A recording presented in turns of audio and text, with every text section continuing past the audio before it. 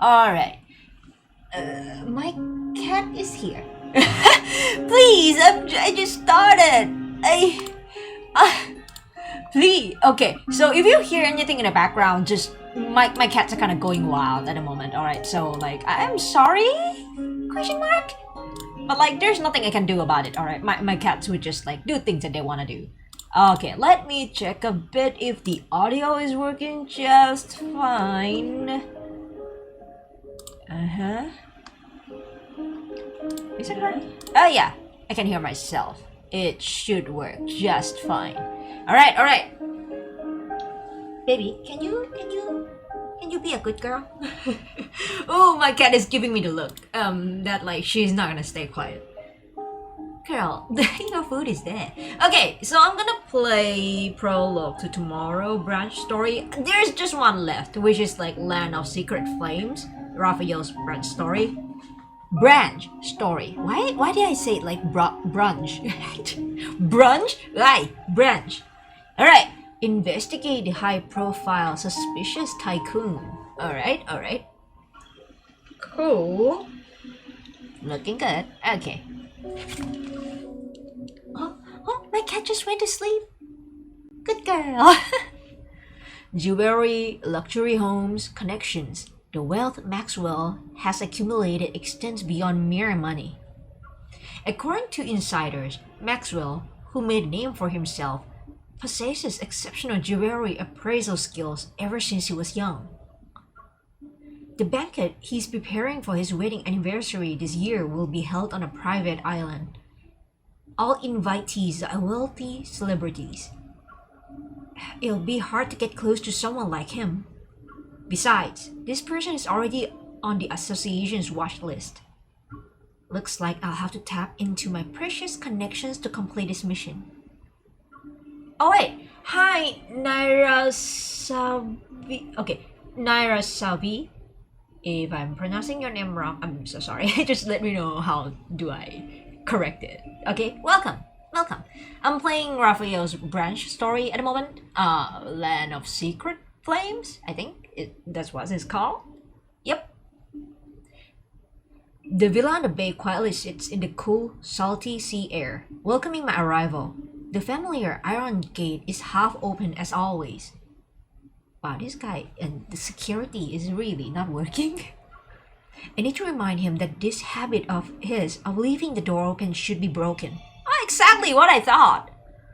Oh yeah, because like I've been kinda... I played the other two branch stories maybe a month or two ago, and then I kinda got busy. And the only time that I kind of streamed or like played a story at all was whenever there is like Caleb's cards. So I kind of forgot about this one for quite a bit, but like now I'm back. I'm gonna complete this one so that like after this I can move on to Death and Rebirth main story update. It's a main story update that happened quite a long time ago. I don't even know if I can say it isn't like update anymore. Wait, let me just pull the audio up a bit. I feel like it's quiet. Okay, where was I? Okay, here. I close the door behind me and head to Raphael's studio. Like, don't get me wrong, it looks so much better. But your position still isn't visually appealing. Position? Okay. There are other people here? That's rare.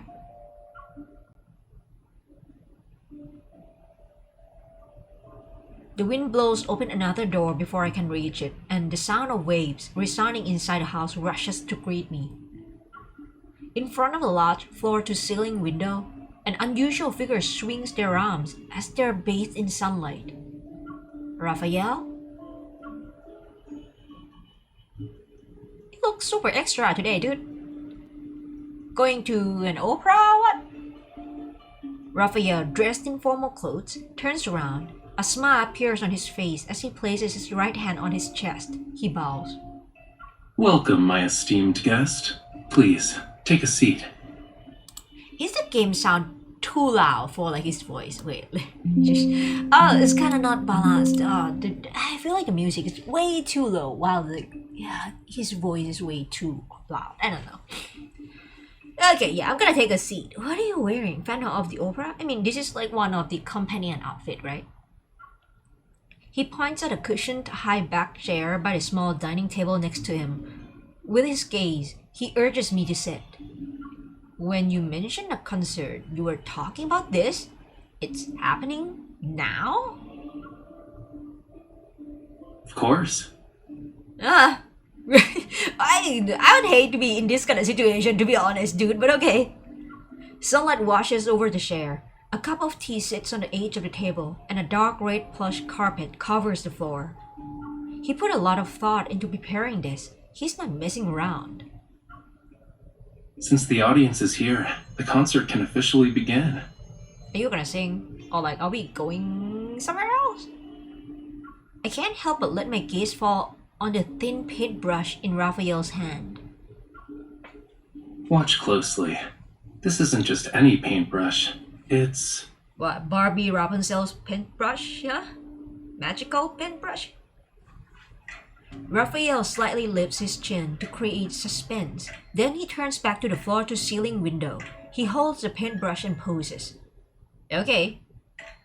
If I'm not mistaken, that's the pose a conductor does. Is everyone ready?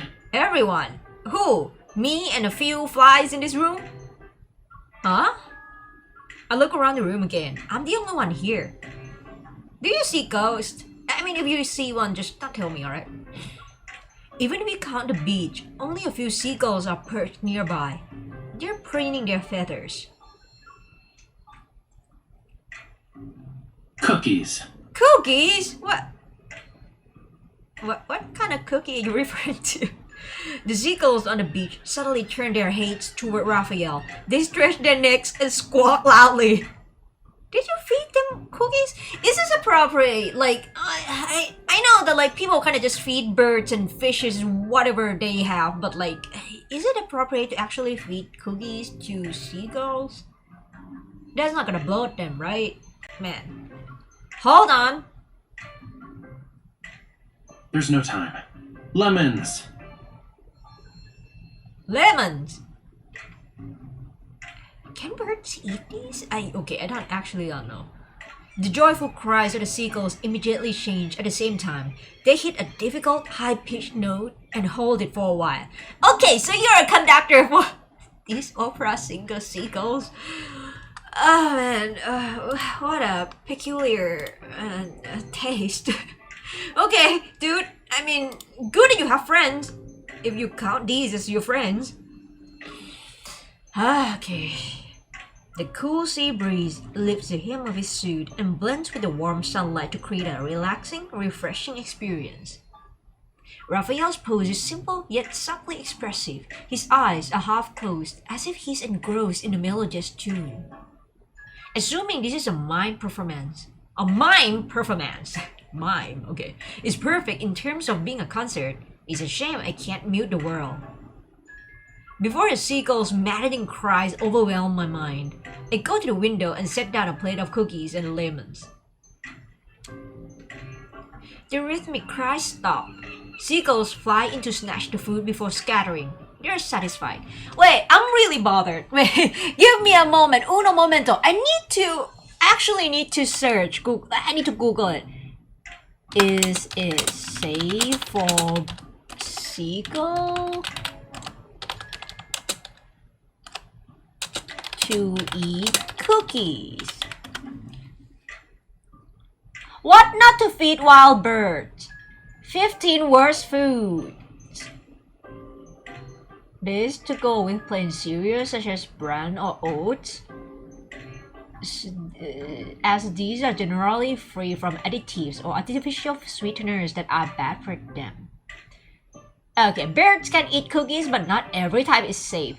Many commercially available cookies contain ingredients harmful to birds. Ingredients like chocolate, raisins, nuts, and artificial sweeteners probably... Wait, let me just... I'm so... Raphael, what are you doing? Wait a minute.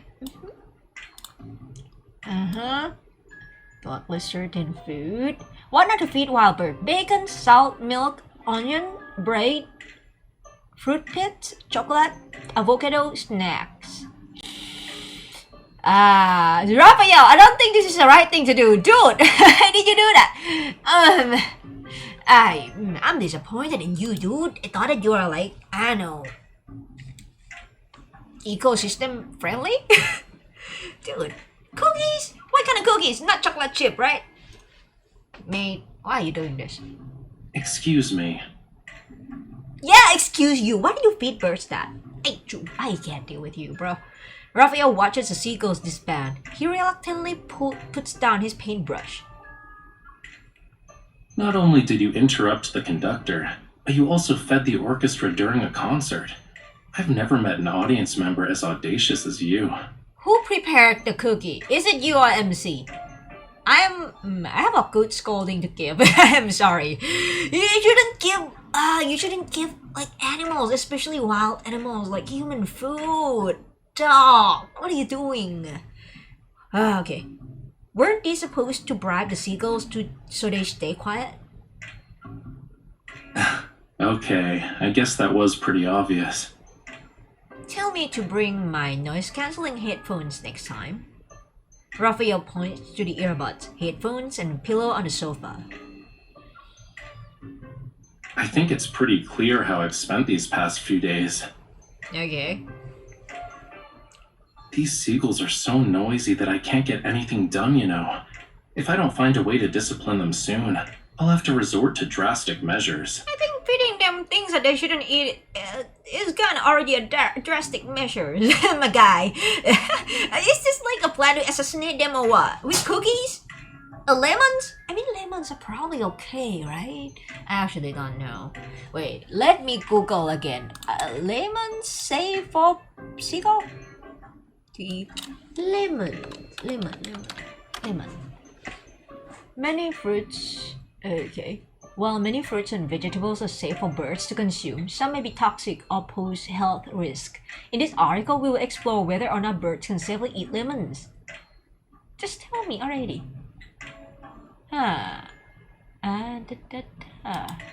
Wait. I'm so sorry, I'm getting sidetracked, but like, I really need to know. It's like one of those people who just feed like human food to dogs and stuff, and I was like, why would you do that? Dude. Okay. While some birds may enjoy the taste of lemons, it is important to understand the potential health risks that come with feeding them citrus fruits. Lemons contain high levels of citric acid, which can cause irritation and inflammation in a bird's digestive system. Ingesting too much citric acid can lead to gastrointestinal problems such as vomiting or diarrhea. Furthermore, lemons contain, oh my god, these words. I don't know, what is this? Compounds which are toxic to birds when consumed in large quantities. Photosensitivity in birds, causing the skin to become inflamed and irritated when exposed to sunlight, can be painful to birds and may require veterinary treatment. It is best to avoid having your feathered friends any citrus fruits like lemons altogether. Raphael!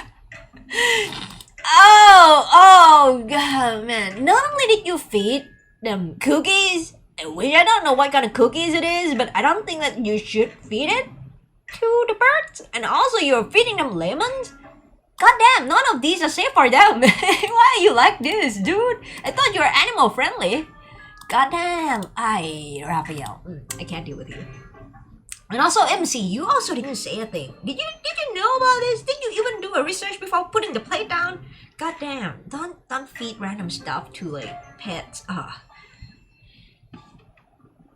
The seagulls finish the food on their plate and flap their wings. They fly toward the azure ocean. Well, a hasty curtain call is to be expected for a seagull performance. Don't talk to me for like the next week, bro.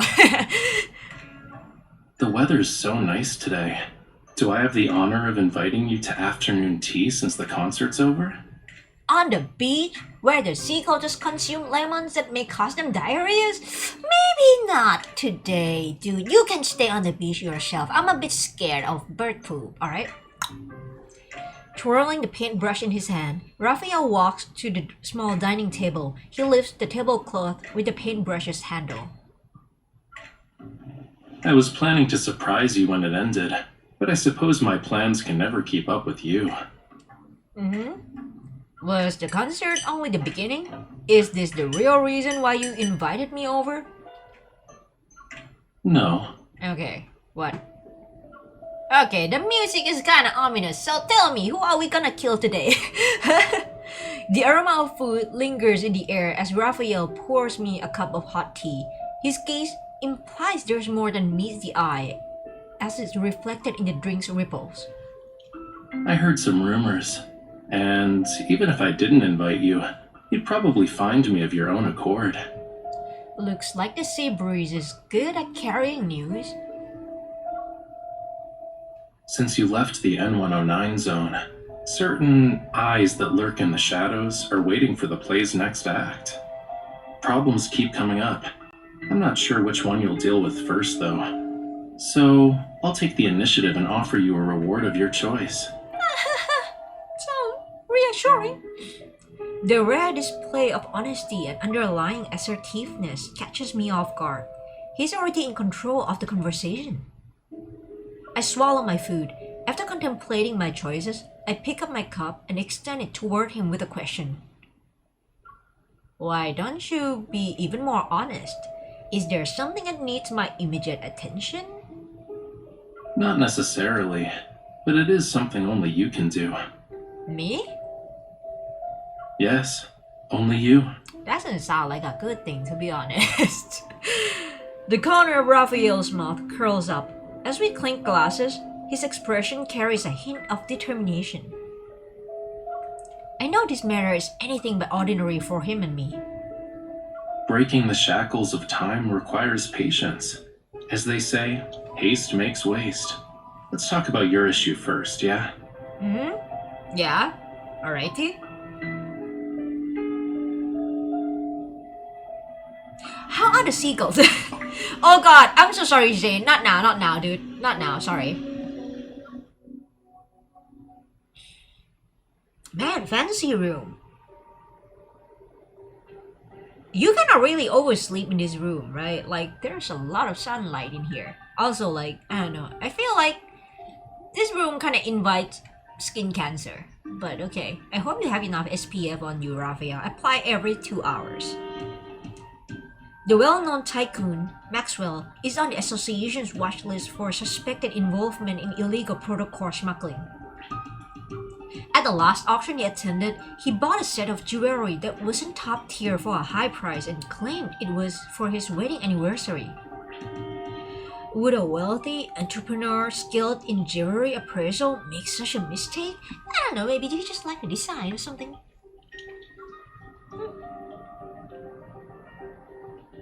Based on our intel, the association suspects this was an illegal protocol transaction disguised as a jewelry auction.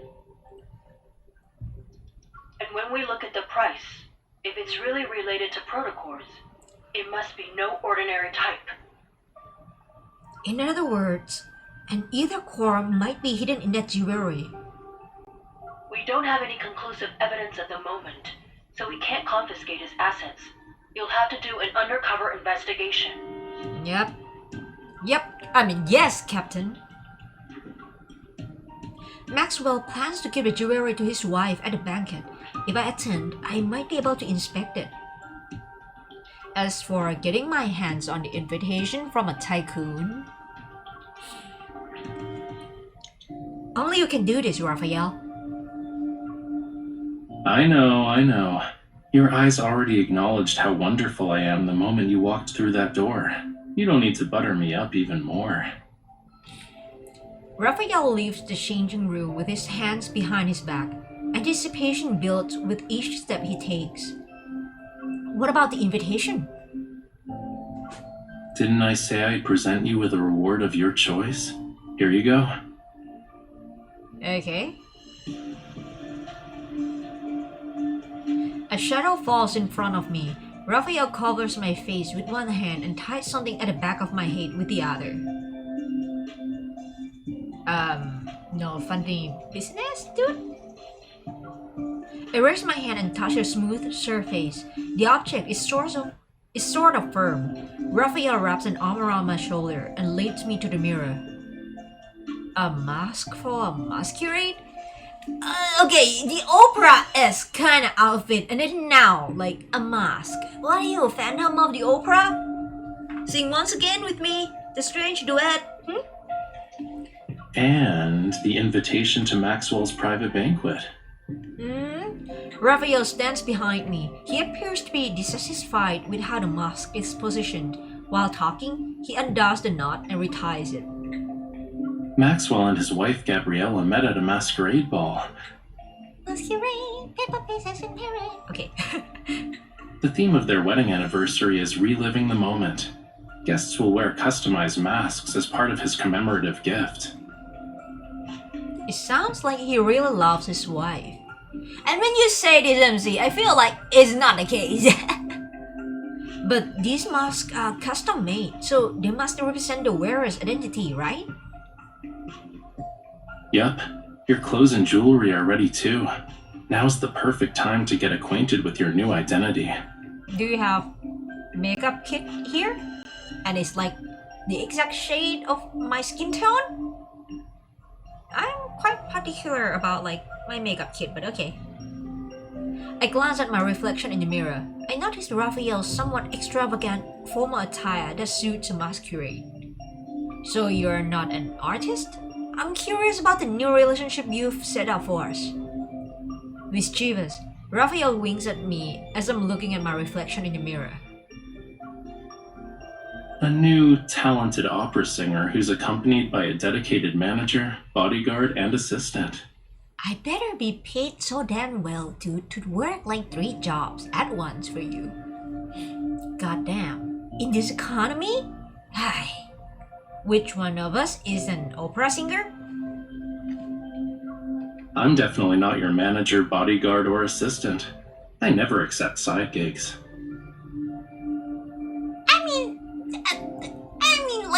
Let's be real. Your main job is kind of being an artist, right? Like painter, right? And now you're an opera singer. This is like a side gig. And also you're like, I don't know, assassinating people. Kinda as a side gig too, so... I don't know, man. Do I believe that word?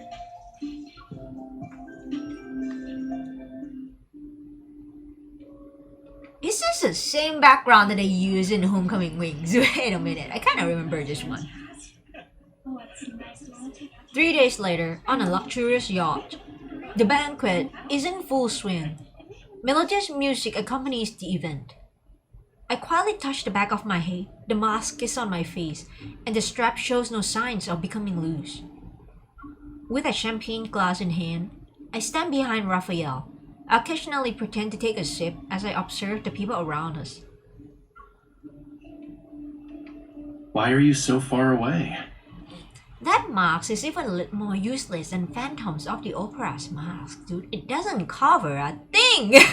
it doesn't really help, but okay. Raphael, who's also wearing a mask, turns around and looks at the distance between us with some confusion. He gestures for me to come closer. Your clothes and mannerisms are your face in a banquet like this, which means they're under everyone's scrutiny. So, people are gonna think I brought an assassin with me when you stand over there like that. I mouth, this is the distance a bodyguard should be at, to Raphael.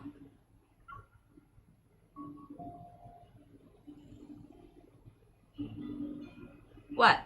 What? What is your problem, dude? Resigned, Raphael lowers his head and walks over to stand beside me. Then switch your role to manager so we can be near each other. Besides, when you first became my bodyguard, you weren't this meticulous about keeping your distance. I mean, if the bodyguard is way too far from you, what if someone just come in and just stab you? So I think the bodyguard should be pretty close, no? Should stay pretty close to the Empire? Just as Raphael is about to say something, a man wearing a jester mask walks over to us. Jester? Okay, are you gonna say? Welcome to hell, devil boy. My intuition as a bodyguard makes me step forward to protect Raphael, who's behind me. He's just here to talk. You don't need to be on high alert. I nod and step aside, standing next to Raphael. I watch as Raphael starts a conversation with him.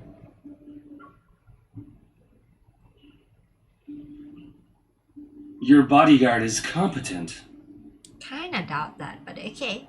Also, Jester. Okay. Oh man, it's always DMC3 in my brain, alright? So it's like, Jester, okay, Arkham! Smiling, Raphael looks at me. Being modest would be a disservice to her. Having her around is the best thing that's happened to me. Huh?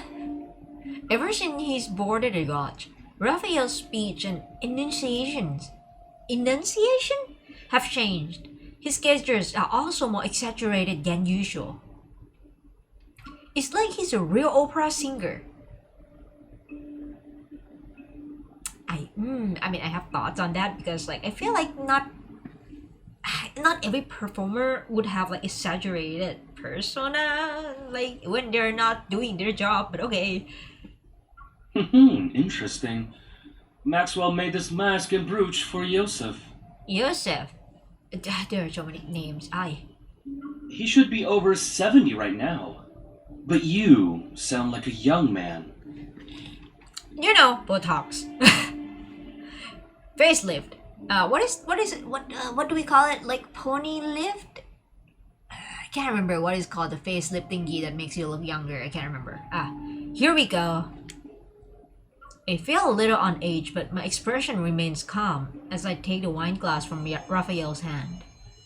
Are you saying that 70-year-old Yosef should disregard his health and attend in person? Youngsters like yourself are very sharp-tongued.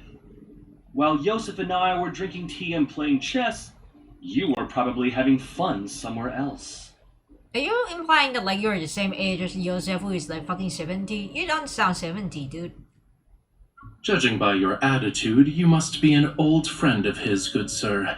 Has he not taken the time to share some of his insight with you? For example, how does a person avoid becoming an annoying old man? Watch your tongue. Did Maxwell actually allow someone like you to attend this banquet? You don't sound 70, Jester. But okay.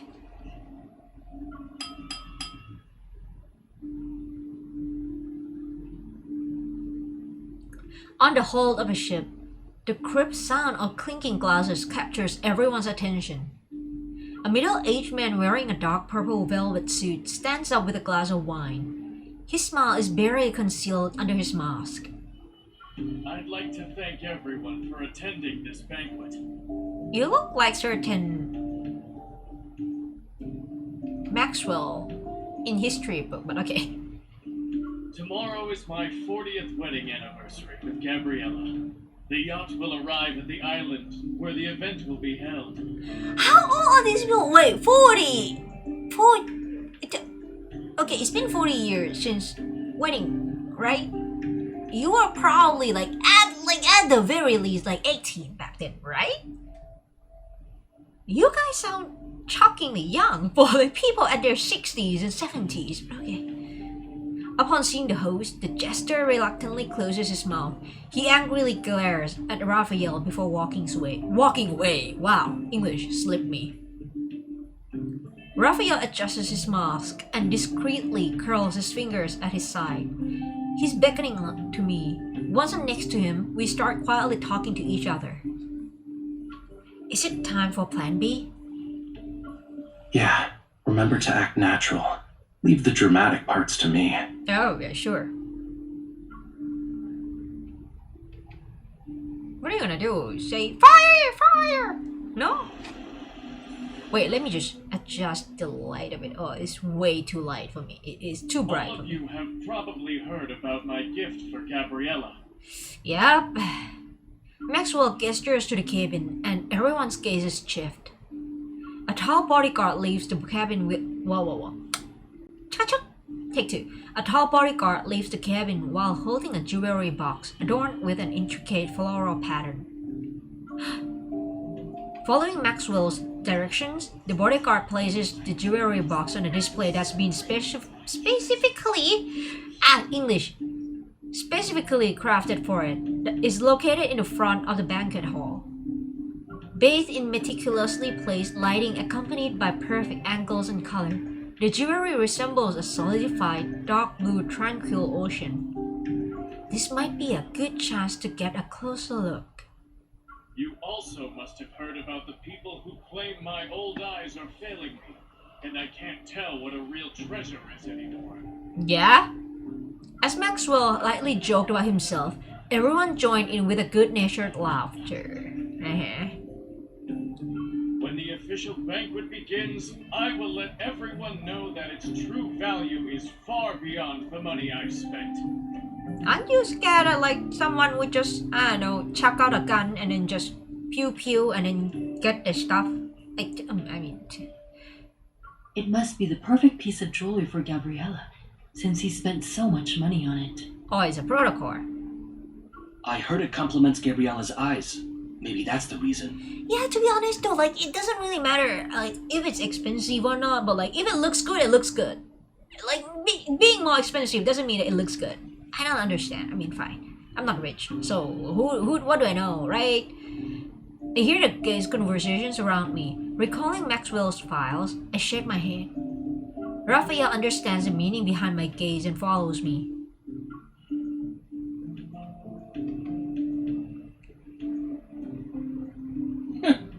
You can't wait to get closer to Maxwell. Shut up, Jester. I'm sorry, like, I gonna carry animosity for, like, Jester character from DMC3. I can't stand you, alright? Do you have a daughter named Mary who wants to kill you too? Jester? Ah, he's annoying. The Jester follows us, and his unabashedly rude remark catches Maxwell's attention. What's going on? Dude, let's go back to DMC3! Check him out! As soon as Maxwell walks away from the display, the bodyguard carefully closes the jewelry box, picks it up, and leaves the way he came. Rafayel and I exchange a glance and decide to stay still for now. This is good. Maxwell, would you kindly introduce this young man? Who's this young man wearing Yosef's family brooch? He's strutting around like he's some kind of VIP. Maybe. Probably. Sir, please keep your distance from my employer. What are you talking about? People like you can't even dream of talking to me. Ah, man. Bro, you're too old to be doing this kind of childish shit, doc. Rafayel, seemingly unfazed, bows toward Maxwell and lowers his head with an air of grace. Maybe if someone else did it, it would seem pretentious, but his gesture only brings to mind phrases such as an elegant gentleman. It's been a while, Maxwell. Allow me to greet you on behalf of my uncle. Uncle? Oh, Yes, of course. Is this... the uncle you mean, is it like actually like uncle as in like Talia's husband? I actually don't know the story, so I actually don't know like much about like the backstory, so I'm not quite sure, but like that's my guess because Talia is kind of an opera singer, right? Allow me to introduce you. This is Yosef's distant nephew. You should listen to him perform. He's truly an opera star in the making. Okay, mermaid boy. Really? Why haven't I heard about Yosef's opera-singing nephew? You're too old. You should stay at home. Why are you asking about that? Do you even know all his legitimate and illegitimate children? Have you met them? Or even held them, for that matter? Oh boy. It's almost like you know more about my family than I do. The jester is taken aback. He's about to speak when Maxwell interrupts with a cough. Indeed. Why must a person meddle in another family's affairs? You should work on that nasty temper of yours. Yes, teach him, Maxwell! Understanding the implications of Maxwell's words, the jester presses his lips into a thin line that mutters under his breath. He's somewhat displeased. That explains why you're so arrogant. You're an illegitimate child. He didn't say that! Bro, you're assuming shit so fast. Annoyed, Raphael puts on a stern expression. I position myself between him and the jester. All right, young man. There's no need to get so worked up. I just heard your bodyguard threatening an elder. That's not right. Threatening? I just say, don't come near him. Are you guys like there for what? God damn it. Sorry, I can't do anything about that. My bodyguard, who's also my manager, has a bad temper, especially when it comes to people offending me. I can't just ask her to stop being so protective of me, can I? Huh? Maxwell raises an eyebrow before understanding the situation. Ah, youth. What do you mean, haha, youth? I don't understand. What? For my sake, why don't you all calm down? The night is still young. There's no need to waste it on trivial matters. Alrighty. Raphael scoffs, but he immediately quiets down after I pat his back. Then nods at Maxwell. Now that the misunderstanding's been cleared up, I'd be happy to extend this courtesy to you. Let's head back and rest for a bit. Raphael offers his elbow to me. Once I place my hand on his arm, he escorts me out of the banquet hall like a performer leaving the stage. What are these people talking about? Like, was it rude? I don't think MC was that rude. And also, what do you mean, haha, youth? Ah, man. People can't just, like, work a job, huh? Ay. Raphael hates to I mean, it's a branch story, so yeah, they're kind of in a relationship of sort in this one, right? I kind of forgot about it. I was like, why are you so weird about it? Okay. Raphael heads to the secluded spot. He slows down, leans forward me, and exhales. Acting is so exhausting. You seem to have fun. But thanks to him, no one will question us. It should be smooth sailing for our future operations from here on out. It's a shame that the script changed from nephew to illegitimate child. There shouldn't be any problems, right? The old man has countless illegitimate children. No one would bat an eye if word got out. At best, we'll get a few more disdainful looks. Who is this Yosef? So he's not like Talia's husband, no? Who the fuck is Yosef? Okay, that's good. We won't even see someone rolling their eyes at us with these masks. Yeah, it's perfect. These masks. These small ass masks. Just don't do shit.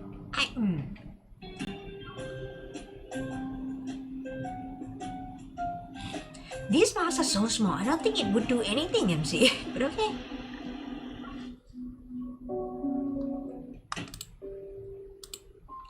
I wasn't able to get close to the jewelry, so I didn't sense anything unusual.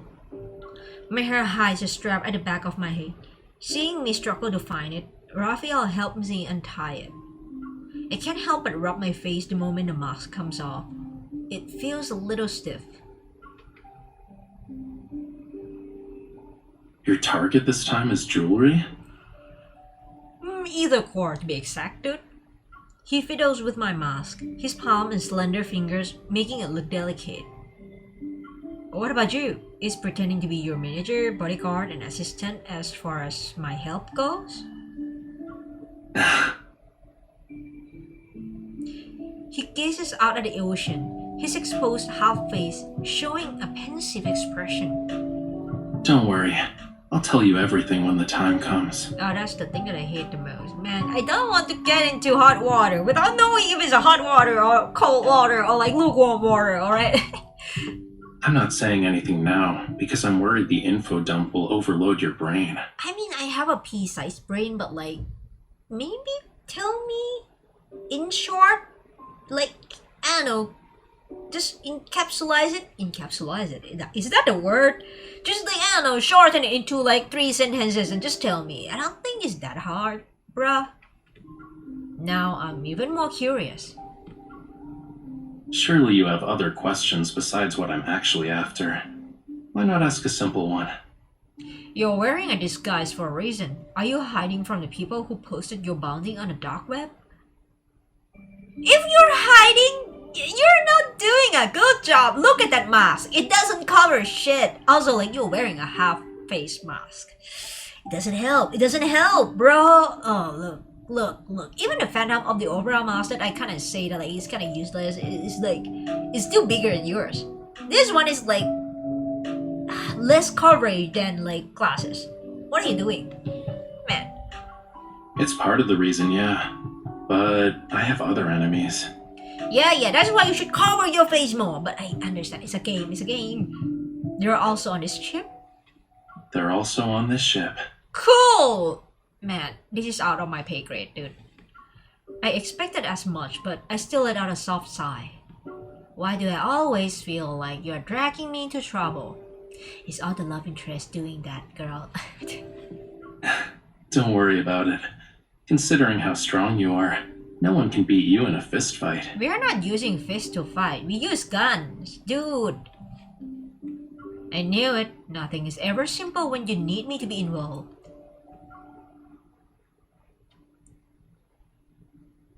Do you have a gun with you, MC? Please tell me you have a gun with you. Raphael keeps smiling. He lifts my right hand and gently presses it against his cheek.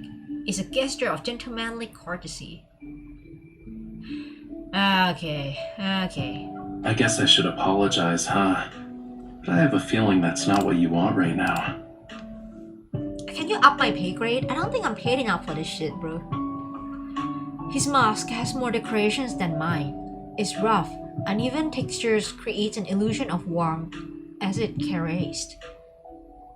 More decorations than mine. That barely has any decoration, girl.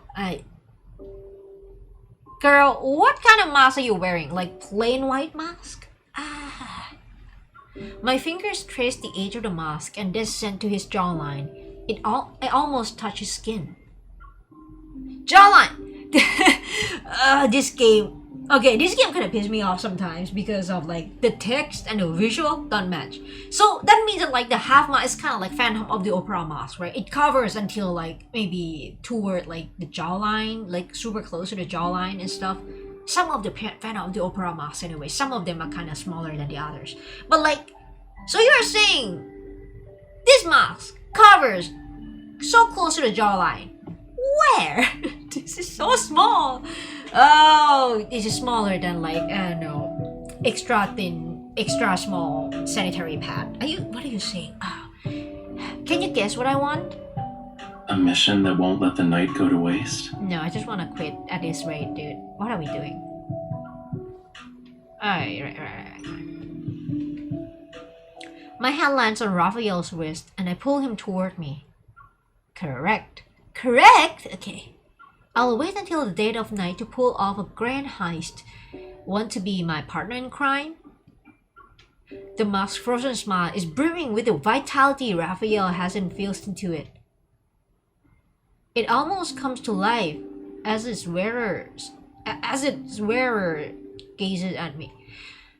What mask? Mask's frozen smile. There is no smile in that mask. It just covers the eye, like barely covered, like just a bit around the eye. It can just cover your eye bags and brow. Smile where? It's info. I need info, like script, text team to talk to like the visual team because what are you doing? God damn. Oh, it's pissing me off. Please. The sea at night is the perfect stage for a magnificent performance. I'm honored I get to share it with you. Good for you. Cruise trip, 3rd floor, 9:15 p.m. While the guards change shifts, The corridor is empty. It's a perfect time to start our mission. I don't know. It always kind of weirds me off sometimes when they were like, the guards have to change shifts, and then there would be like the gap, right? Why don't they just wait for like the new set of guards to just arrive before they leave? Like, it always happens in media, and I'm like, are you guys for real? But okay. Or like, is it because like, it's the same set of cards? I know, but like, this is like changing shifts, so like, it should be the new set, right? So, why not you just like, I don't know, come earlier, like for 5 minutes and get paid with extra money, and then just like, so that it would be like seamless? I already know the yacht map by heart. I carefully push open the door and bring Rafayel with me. Are you still wearing that mask, dude? That mask doesn't do shit. Just another left before walking to 4136.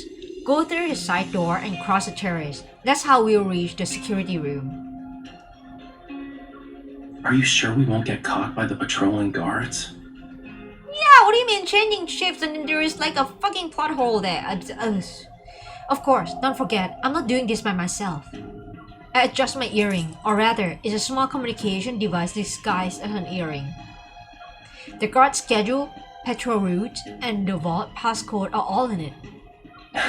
Your association is truly a gathering of hidden talents. Is it legal to do this kind of shit? Hunter Association has been just growing more and more shadier by days, in my opinion. Hurry up! The passcode changes every 10 minutes. It'll be tough if we miss our chance. What? Then how did you know the passcode? I mean, if it changes every 10 minutes, then like, which one did you get? You get it from like a few days ago. Okay, I don't understand. We arrived at the terrace for the 4th floor smoothly. It's not long until the vault location appears within my line of sight. There are guards on patrol. We have to distract them. Oh, no. That's easy. We just need an encore.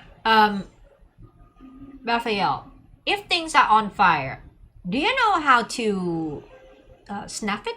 Like, do you know how to stop the fire when it's already like lit on things? Because like we're on the yacht. It's a fucking big ship. If there is a fire, I don't think it's a good thing. Like, just in case we all fucking go Titanic style and drown. I mean, you won't drown. What about the passengers? Oh, okay. A small flame flickers from his fingertip. I nod. You're so good at this. How many people have you scared with this trick? Who asked me to be her partner in crime? Me. Yep. The communication device beeps. The passcode has been successfully deciphered. Ah, so it's like on the spot. Wait, so like if the communication device can just decipher on the spot, so it doesn't really, it's not really like,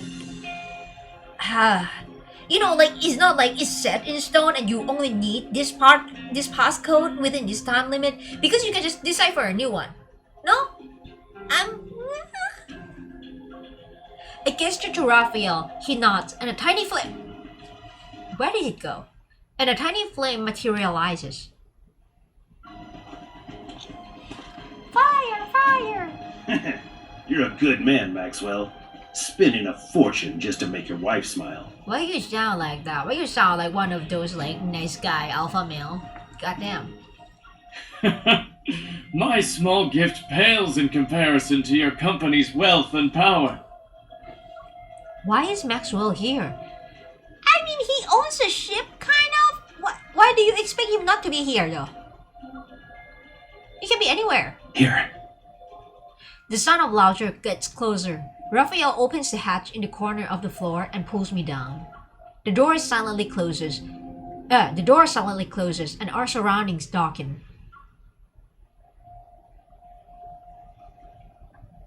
Alright, come on.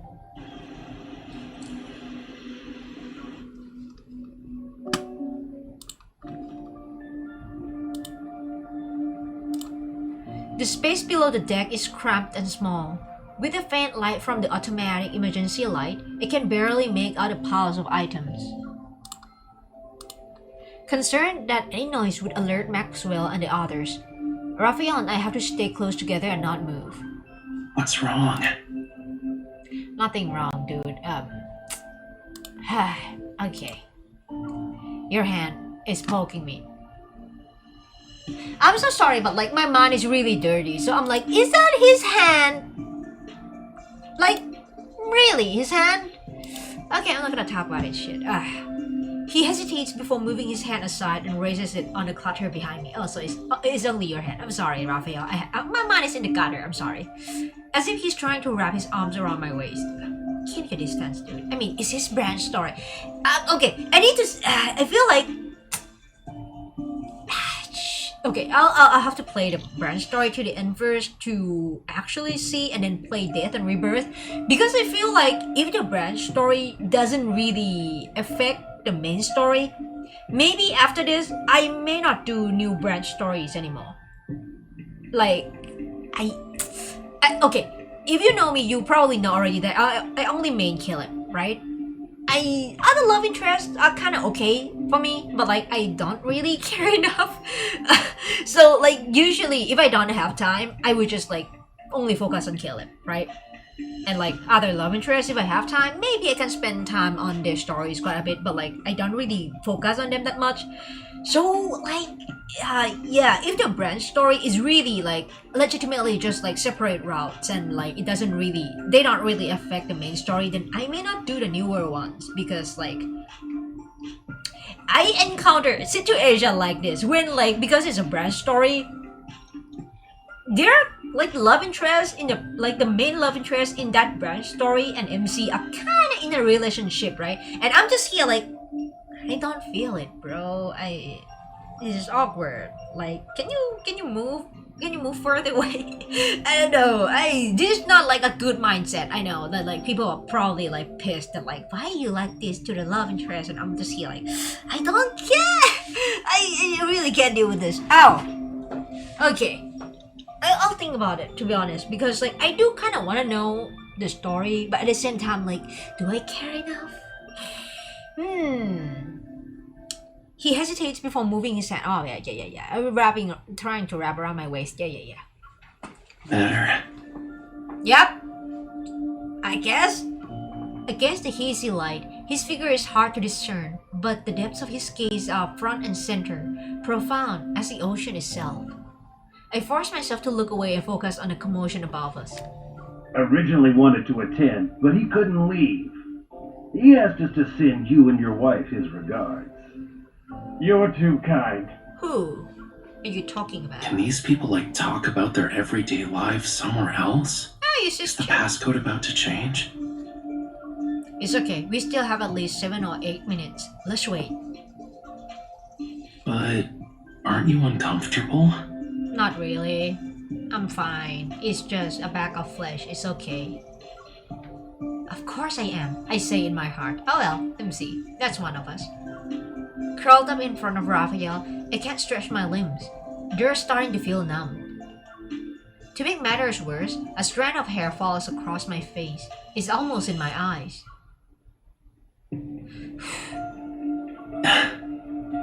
I try to blow it away, but it doesn't do anything. Rafayel's bangs slightly sway instead.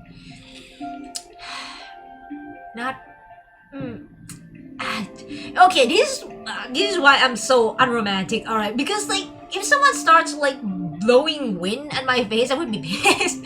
After COVID? Are we doing this? Oh god. Let me help. Okay, dude. He raises his hand and moves it toward my cheek. However, his elbow hits a deck. Oh, man.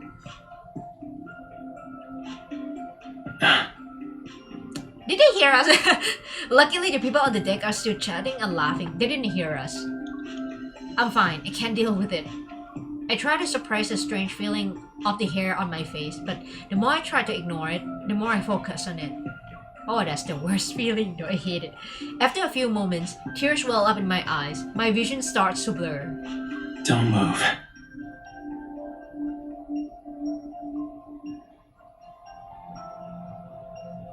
He lowers his head. Suddenly, I can see him in a much greater detail. He's so close that his eyelashes almost brush against my cheek.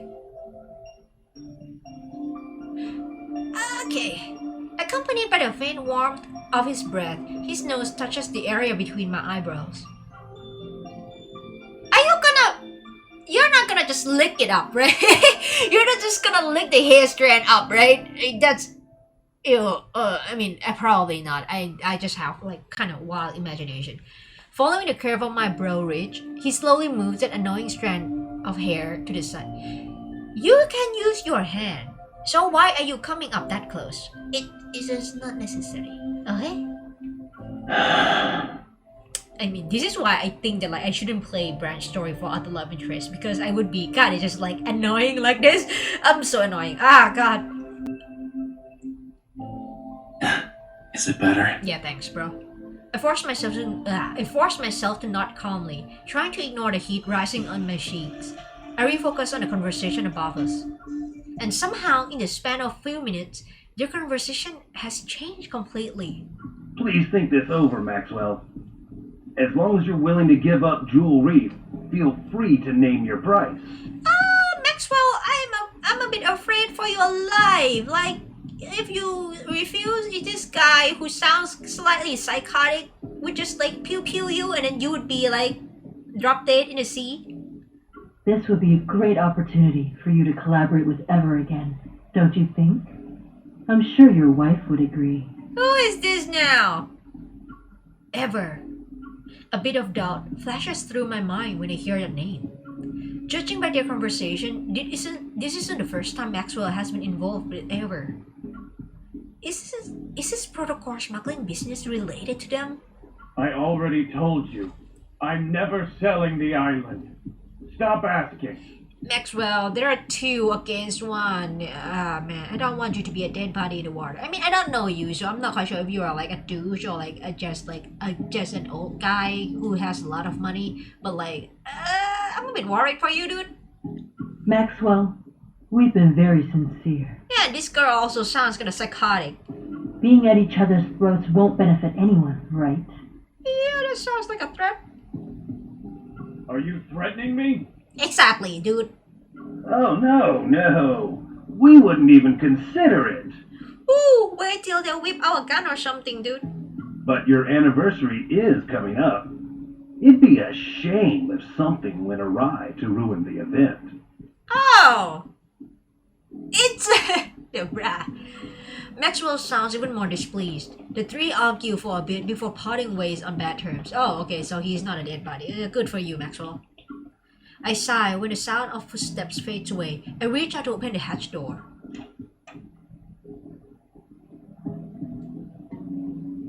Are they gone? Girl, you should have asked this before you came out. Yeah, you can come out now. We'll be able to make it if we hurry. Okay, run. Rafayel leaps onto deck first, then he turns back and pulls me up. Sneaking around on a yacht is more annoying than fighting a wanderer. Really? Your reflexes and skills are remarkable. You might want to consider working as a spy. I just want to live in a quaint little house in the countryside and never see any of these fucking dangerous people again, dude. No thanks. That means always being in a life or death situation. I just want to focus on staying alive. After closing the door, I'm about to stand up when I notice a figure in the distance. It's Maxwell again? Paul! Come on, dude! I yank Rafayel down. He stumbles and ends up crashing. Oh, don't hurt your hands, dude. Your hands are for work, alright? Who's there? Meow! Rafayel pauses. He quickly realizes what's happening. Reacting faster than me, he cups my cheek. Why are you crying? Are you feeling unwell? Or did I do something that made you upset? Yeah! Period pain! Cramps! I'm not crying? I frown, pretending to be angry and aggrieved as I look at him. Yes. But look at your face, cutie pie. Your cheeks are puffed out like a hamster's. Didn't you say the grape mousse at the banquet was delicious? We can order another one later.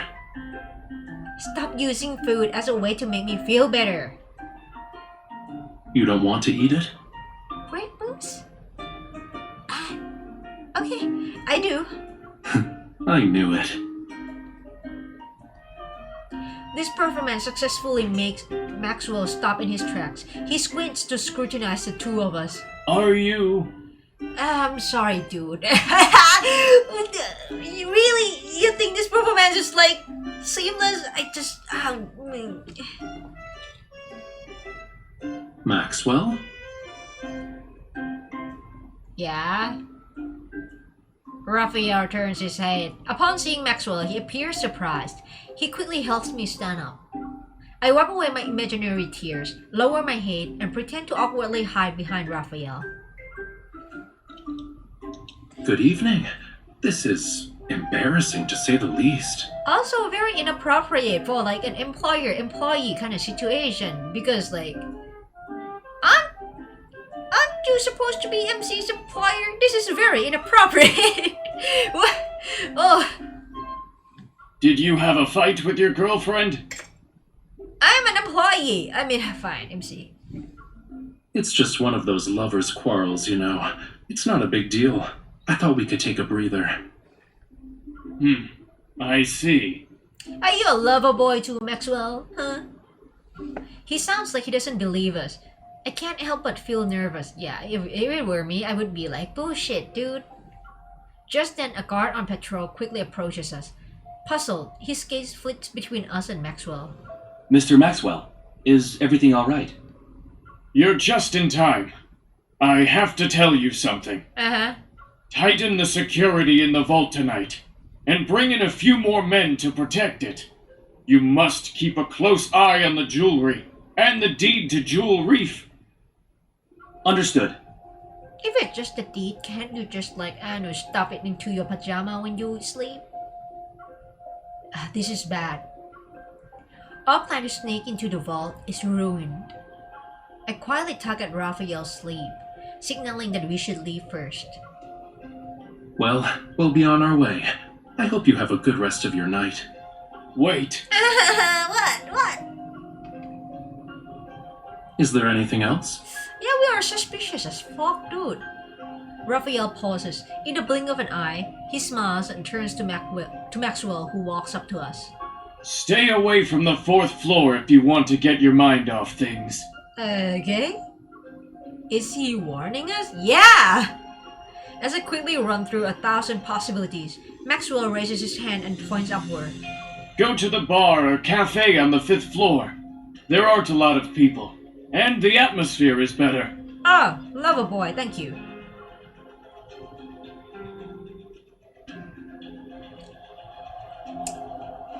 Some of the plans aren't as foolproof as they try to convince me. Alright, what is it? You finally removed the mask! I'm happy that mask doesn't do shit! You would have already gotten the jewelry if it weren't for those 2 island buyers. Missing the opportunity that appeared before us, we return to our room, and even though I'm upset, I have a new suspicion. There must be something everyone wants on that island, otherwise they wouldn't be so focused on it. Who knows? Maybe they have too much money to spend.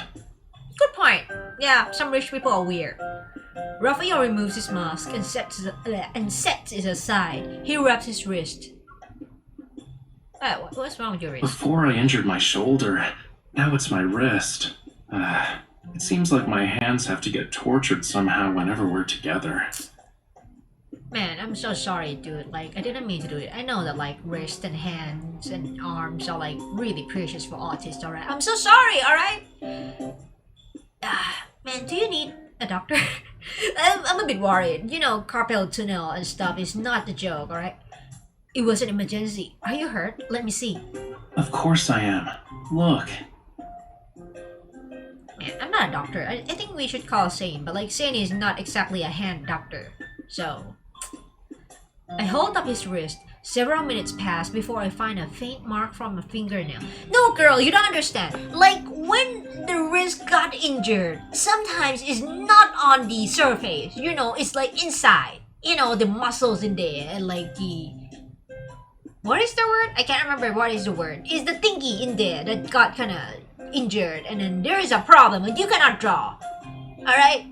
It's not gonna be on the surface. Most of the time. Oh, it's a serious injury. Alright. Girl, you don't understand.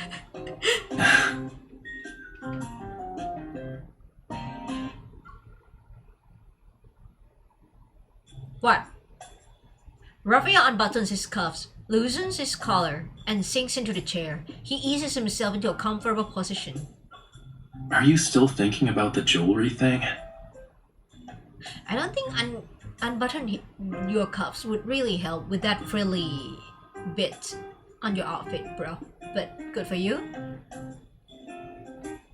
Yeah, I won't be able to catch Maxwell if I can't get close to it.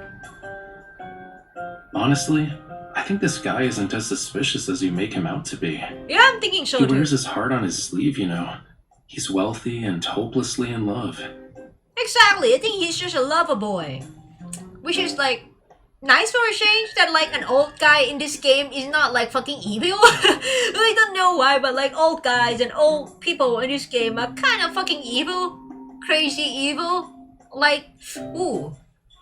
I doubt it. Since you decided to approach him, he must be more than just a rich, romantic fool. Does he have anything to do with Lemurian stuff, Rafayel? He's a simple-minded, generous, wealthy guy I want to work with at some point. Is there a problem? I don't know, man. That excuse might fool others, but not me. I think Maxwell is far from innocent. Well, that makes one of us. I'm a fool. Since it's involved the association's secrets, I can't say much. I'm forced to beat around the bush. The pearl car smuggling he's doing isn't a simple business venture. Is that so? Why would someone be looking for us at this time? Did we get noticed? I can't help but be on edge. Or maybe it's the what did he say? Grape mousse menu thingy? Relax. You're practically wearing "I'm not innocent" on your face right now. Sorry. Even if they have ill intentions, do you really think the two of us can't handle it? Yeah, there's nothing a gun and a bullet cannot help, right? You're right. Rafayel opens the door, but before I can see who it is, he turns around. He's holding a tray. It's a grape mousse! Grape mousse? Aren't you hungry after working for a whole night? Really, actually, I'm hungry in real life too. The lighting on a small terrace outside the room is gentle, with a refreshing sea breeze. We have a nice dining spot. However, It's okay if you don't want to eat moose, but don't be a meanie to it. I mean, it's already dead, MC. Like, it shouldn't waste food, no? I realize the dessert is a mess because I... Oh, it's a moose! No, wait, it's a moose, isn't like dessert mousse. In my head, it was like grape mousse. Like, moose? Like a deer? A creature? Meat? With grapes? And I was like, yeah, it's dead. It's a dead creature. You need to eat the meat because it's gonna go to it. It's a dessert. I am stupid as fuck. No way. I'll eat it. I devour a spoonful of mousse, but it's not long before I'm thinking about jewelry again. Wait, but like, if you say that like, oh yeah, you must be hungry after running around. Is grape mousse gonna be enough? Shouldn't you guys eat like something... I don't know, something meatier, something more substantial, grape mousse. Wait, let me search for the picture. Yeah, this thing looks like it's not gonna make you full at all. Like, it's like one gulp and it's gone. I don't know, man. I don't know. Mousse, sure, mousse. Hey. It will probably be in his wife's hands once the ship docks tomorrow. At that point, approaching it would be almost impossible. Do I have to talk to his wife? I'm not good at lying. I see you're genuinely hungry. Yeah, I don't think the mousse is enough to satiate my wants, bro. He scoops the grapes off his dessert and gives them to me. I don't think the grapes are enough. It's just little fruits. Give me meat. I need food. Oh, actually, I'm hungry. If you can't come up with anything, stop thinking about it for now. Where there's a will, there's a way. Maybe we'll get our chance once we reach the island. Shouldn't those two Ever people be a bigger problem than Maxwell? Their obsession with buying the island is a little weird, but you can't blame them. What do you mean, can't blame them? If you compare Ever to Maxwell, then that protocore smuggling stuff isn't something to be concerned about. I'm a bit surprised, but start thinking. Rafayel's intelligence network is complex and full of secrets. If he's saying this, then he probably knows something. You do have a point. I'll keep an eye on them. Keep an eye and a gunpoint! Too bad I didn't get to see those two. We should try and follow them in case.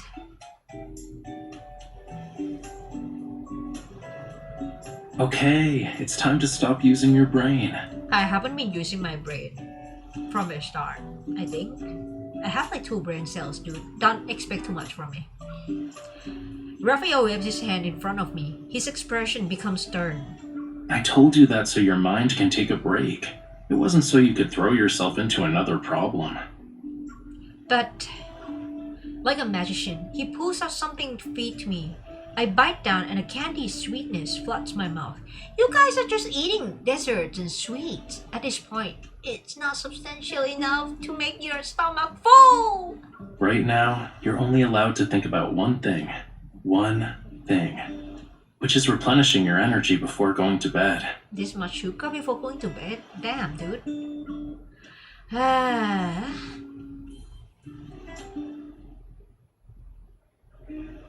Maybe the sweetness makes me drowsy. Hearing the churning sea, I vaguely remember resting my head on a pillow and closing my eyes. Before I realize it, I'm slowly falling asleep. The sound of waves. The sound of the waves reverberates near my ears and slowly flows into my dark dream. Faint moonlight spills over the pitch black sea, carrying an ethereal chant from afar. I feel like I've been here before. Yeah, the painting thingy in Raymond's house.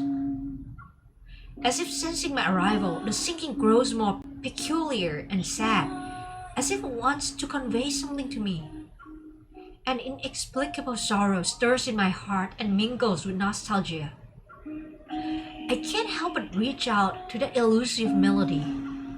Yet the waves surge, and the sea roars and swells under the howling winds. It's at that moment the song dissipates. It drowns in the raging torrent. I wonder if this has anything to do with like Raphael's new myth. You know, the mermaid myth? I don't have the cards. I don't know, alright? Hey, okay, come on. Hey, we've been Ladies here and before. gentlemen, we'd like to welcome you to Jewel Reef. We are gathered here today to celebrate the wedding anniversary of Mr. Maxwell and Miss Gabriella. Hey, I know this BG.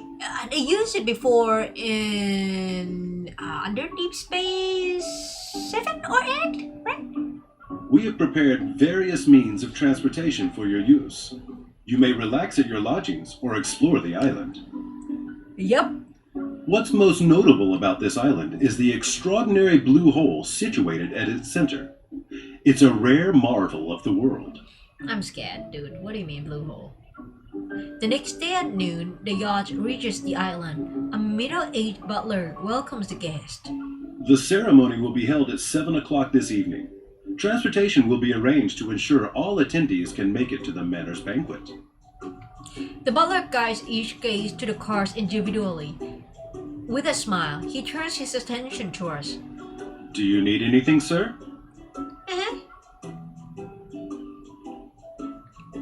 We're good, thank you. He's feeling a little landsick. Raphael leans against my arm. He raises an eyebrow and reveals a slightly disgruntled expression. I have a headache because someone had me appreciating the sea breeze with her late into the night. It's normal for sea creatures to have allergies on land. I understand. Yes, fish. Maybe you should stop trying to understand. Sorry, I guess, bro. Huh? At the moment, it's as if a delicate string tightens around my heart. A faint tremor ripples through me. I turn around to see several guests and guards escorting a safe. Behind me, they pass by. Yeah, either core. The jewelry. There's definitely something off about it.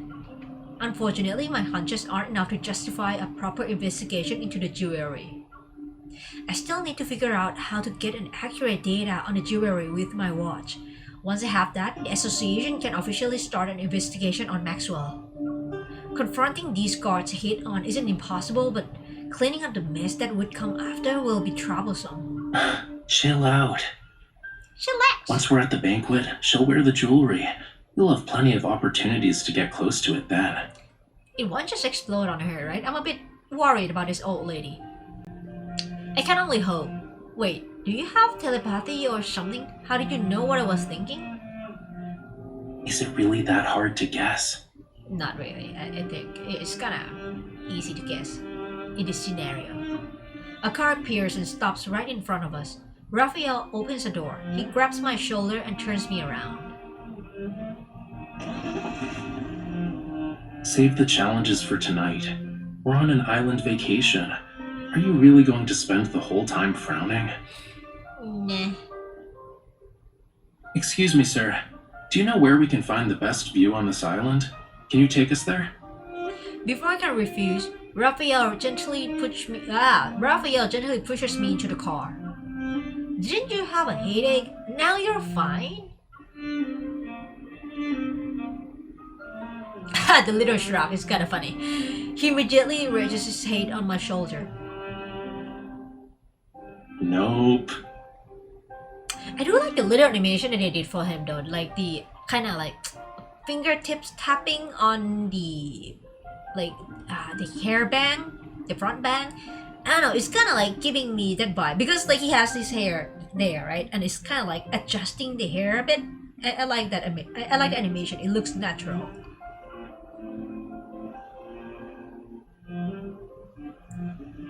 Cool. The driver proves himself to be very diligent. He takes us to a tranquil place by the sea. Rafayel and I walk on the grassland. Rafayel and I walk on the grassland. One side in an expanse of lush vegetation, and the other side is the azure sea. The underlying anxiety in my heart slowly dissipates, perhaps soothed by the breathtaking scenery.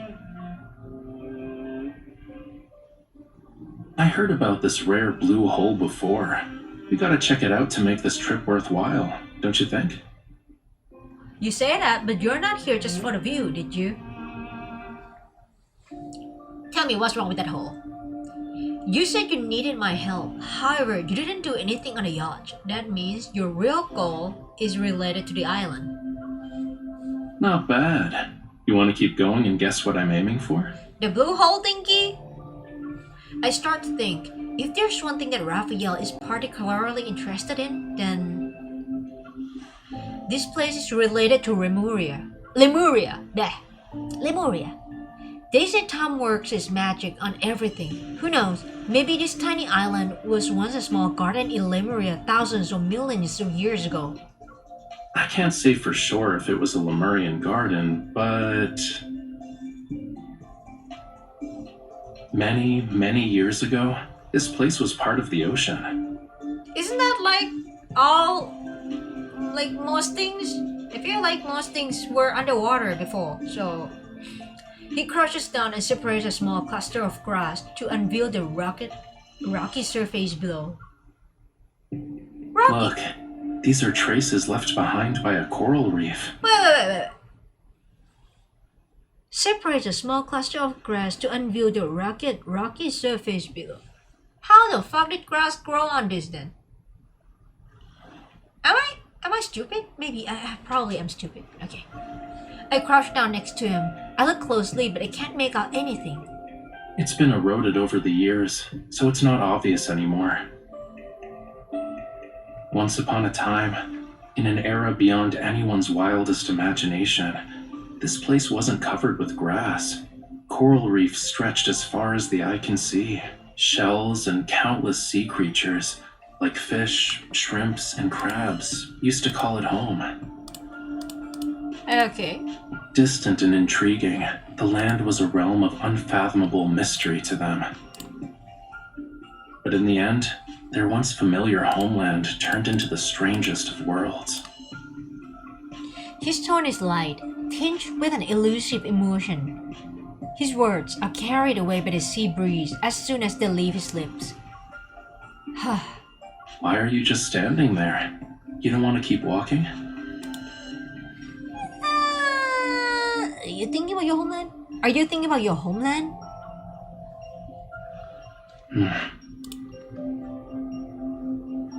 If I say yes, will you do something to make me feel better? Would a pat on the back be enough? Oh, a head pat? Okay. Come on, bro.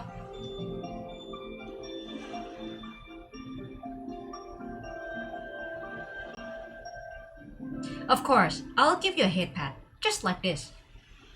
You're not using this as an opportunity to mess up my hair, right?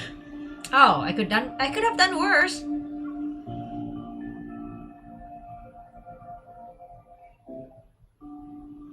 We walk along the coast. As afternoon sunlight dims, the sea breeze becomes slightly cooler. With every step we take, the terrain gradually ascends. Out of the corner of my eye, the dock we arrived at earlier has turned into a distant white speck. Looking down, I notice the rocky tidal flat where a small boat is beached on the shore. Is that supposed to be a decoration? Judging by its structure, it looks like an antique from a few centuries back, but it's in good condition. You guys are The main sail and jib are intact, and the hull looks fine. Once it hits the water, it'll be gliding through the waves. Don't even think about it, bro. Don't even think about it. Last time it went bad enough, alright? Then we were on the little boat, huh? At the very least, it's more reliable than the boat we took to Hat Island. Yeah, exactly! I mean, still, like, at least that one is kinda new. This one is an antique. One is just like combust in the water. Rafayel clears his throat and looks away. He pretends to be nonchalant about it. Smiling, I meet his gaze. Yeah, fake nonchalant. Speaking of which, don't you think we have quite a strong connection with boats and islands and all that? It's because you're in his French story. This guy is a fish. The last time we were on an island, we basically got shipwrecked and ran into some wanderers. Who knows what sort of surprises are waiting for us. Okay, MC, I can tell you one thing. There is gonna be at least one wanderer in this one, alright? Because there's gonna be at least one battle. I guess there's a lack of faith, huh? It's only natural given our past experiences. Take this moment, for example. You said you'll show me the blue hole, but we've only seen flowers, plants, and rocks. Whoa, easy there, cutie. Look, we've arrived. At the blue hole? Should I be worried? Different from the coastline earlier, a deep blue sea appears before me. A massive blue hole is nestled beneath the circular cliff. Oof, wait, English is so hard. A massive blue hole is nestled beneath the circular cliff, where a sea seems to have ceased flowing, transforming into a mesmerizing blue gem. Peering down from the edge, I feel like I'm looking straight at the deep sea's soulful eye. Watch where you're going. Don't let it lure you in. I don't want to drown. Raphael grabs my arm and pulls me back. Well, Maxwell picked a decent venue. This is actually the best spot to view the blue hole. I look into the distance and spot a cluster of mansion-like buildings on the lower land across from us. Eat the rich. I'm so jealous. I want to be rich too, bro. A few figures can be seen. Waiters are preparing for a banquet. It's beautiful. No wonder Maxwell chooses this place for his wedding anniversary. It's not just beautiful. He picks up a small stone and throws it. It lands on the edge of the blue hole before vanishing into the dark blue depths. The oxygen levels are super low in the blue hole, and light can't even reach it. Barely anything can live there. Okay. So, Over time, all sorts of rumors about it began to emerge. Some say the blue hole is a gateway to another world.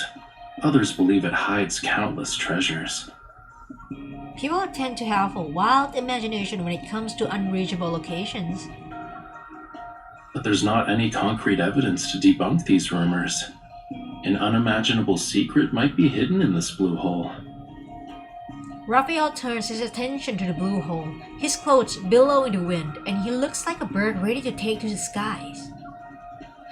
Okay. So I know that like we have the mermaid myth already, right? So like I guess because I saw some theories about like Raphael actually being kind of half bird, because you know how sirens in like older tales, older kind of myths, like not game myth, all right, like just like myth in general, like they say the sirens are like half human, half bird, right? And like there's the artsy bird that is like Raphael's plushie, and there's like some sort of winged creature thingy that is like kind of persist in Raphael's stories, right? And then just now Mimsy kind of say that like he looks kind of like a bird ready to take flight, something. So I'm just kind of like, so is there gonna be like at some point we're gonna have some sort of siren, like half bird, half human kind of myth for Raphael? Maybe like the next myth? Huh. I don't know. I know that he's a mermaid now in like the current myth, but like I just find it interesting. Also, like I feel like it would look amazing, right? His mermaid myth. I'm not a Raphael main in any way. I'm sorry, Raphael. Like no offense. I just like normally I just mean one character, right? But like I'm not a Raphael main, but like the myth looks amazing. The tale, whoo, chef kiss. The aesthetic, whoo, so good. Like not gonna lie, if I'm rich, listen, if I'm rich, I might just dump money on it and be like, yes, I want a companion. Give me the companion that looks so good. But yeah, like if there's a chance that like there's gonna be some sort of like winged, like half bird, half human siren kind of myth for Raphael, I think it will look good too. Like the aesthetic for Raphael is always kind of on point, I think.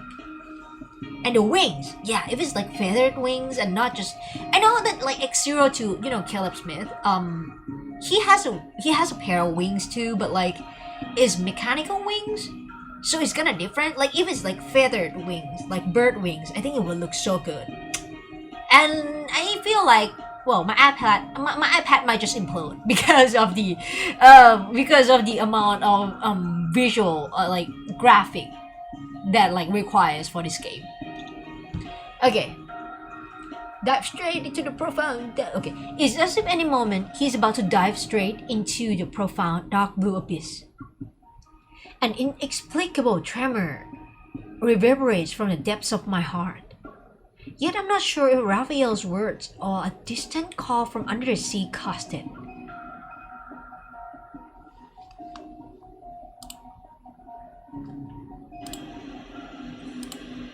Okay, 8.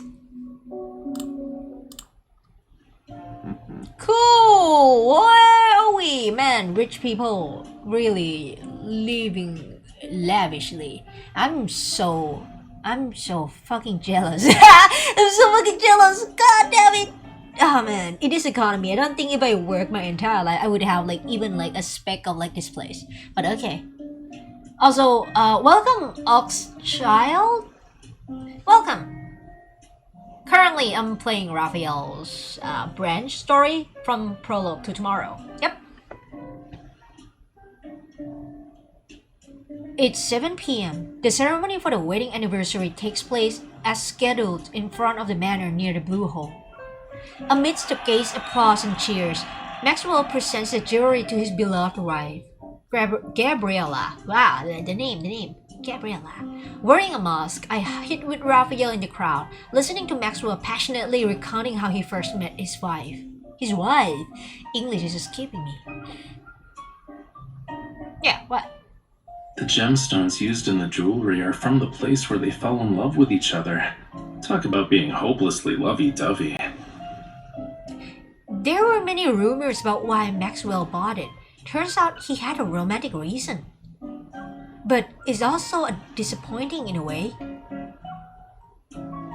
However, This is only part of my gift. Oh, okay, here comes. Gabriella, what I truly want to give you is this island. Oh. As soon as Maxwell finishes speaking, fireworks explode in the night sky and cast a colorful glow upon our surroundings. Under this radiance is the blue hole that is... Well, okay, let me reread that. Also, Maxwell, you know that there are like two really shady people pursuing, like really wanting the island, and you just gave it to your wife. Isn't that like a death sentence? Oh man. Under this radiance is the blue hole. As it emits a faint light, the water surface shimmers like a precious gemstone. They say this blue hole is a rare wonder of the world. Not only is it this island's heart, but it's also the sea's. Heart of the sea? Huh. My wife entrusted me with her precious, pure heart, and so I was given the gift of experiencing the best love in the world. That's kind of sweet, bro. I hope you and your wife don't die, alright? I'm a bit scared for you guys now. And also, is this some sort of parallel to Raphael's myth? Okay, disclaimer, I don't know much about Raphael's myth, alright? But like, you know, the heart, so pure, with love and stuff. I kind of knew a gist of it a bit. So I kind of wonder, like, maybe Raphael fans can just explain it to me because I'm not quite sure about this. That's why I'd like to offer her the world's most precious, purest heart. Cool. This island's official name is Gabriella's Atoll. Aww, that's kind of sweet. The fireworks becomes increasingly more magnificent and dazzling, accompanied by joyful laughter and applause. Gabriella, who's brimming with happiness, tightly holds her husband's hand. The jewelry she's wearing around her neck is even more brilliant. Don't ogle so much. Even a mask can't hide how you're eyeing the jewelry. I mean, it's pretty. It's okay to eye it a bit, no? I'm trying to come up with a conversation starter for when I approach her later. This is easy. Just say, Gabriella, your love story was so moving. I would be honored to hear more about it. Genius. I mean, that's kind of a good one, though.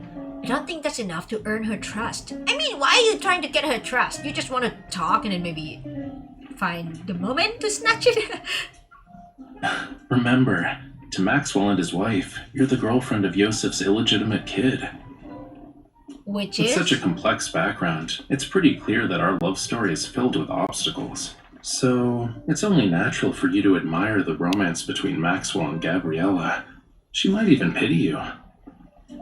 Shouldn't Hannah, if that's the case, maybe like it should be, the sentence should be something along the line of, I wish I have a love story as pure as you. Something like that? I don't know. I'm not romantic, so I have no idea actually. Also, welcome Carmel! Shall I be lurking? Sure. Thank you so much for dropping by and lurking. Raphael, did you work as an actor before? How are you able to easily slip into any role?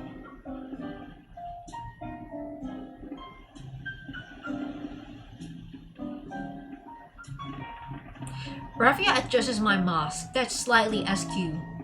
He slightly chuckles. Go. If you don't move now, someone else will snatch this opportunity. Yeah. I take a deep breath, clutch the hem of my dress, and walk to the center of the crowd where Gabriella is.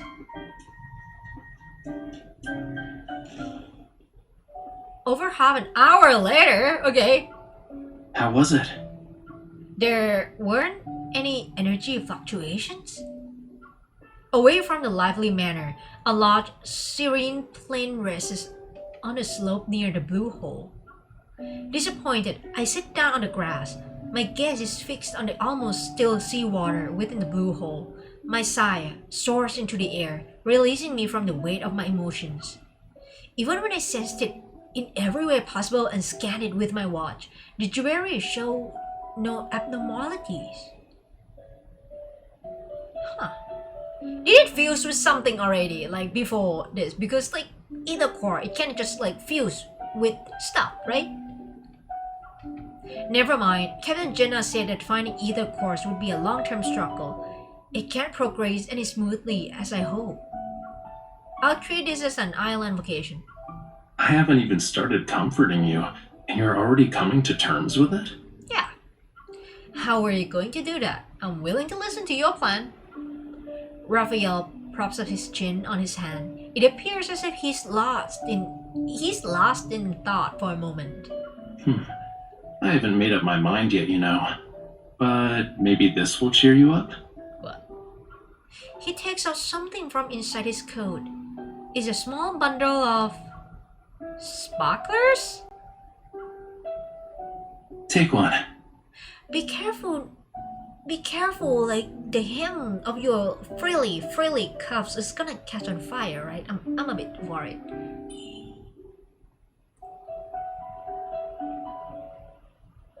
His fingertip glows. Before my very eyes, small fireworks blossom from it. I can't help but laugh. I mean, I forgot that like his evil is fire, so he doesn't really need. I don't think he needs to worry about like catching fire. Alright, Katniss Everdeen. Raphael, I discovered one of your new skills. You always manage to pull out something unexpected from your coat. How many surprises are you hiding? Not a lot. These are all I have. How many surprises? Oh god, girl, you're in for a ride. I feel like this dude has a lot to unpack. And I'm a bit terrified. Okay. He ignites the remaining sparklers and passes them to me. In my hand, they magically transform into a dazzling bouquet. Seemingly attuned to the mood, the sea breeze subsides and allows the sparklers to glow until they flicker out. Then it rises with the tide.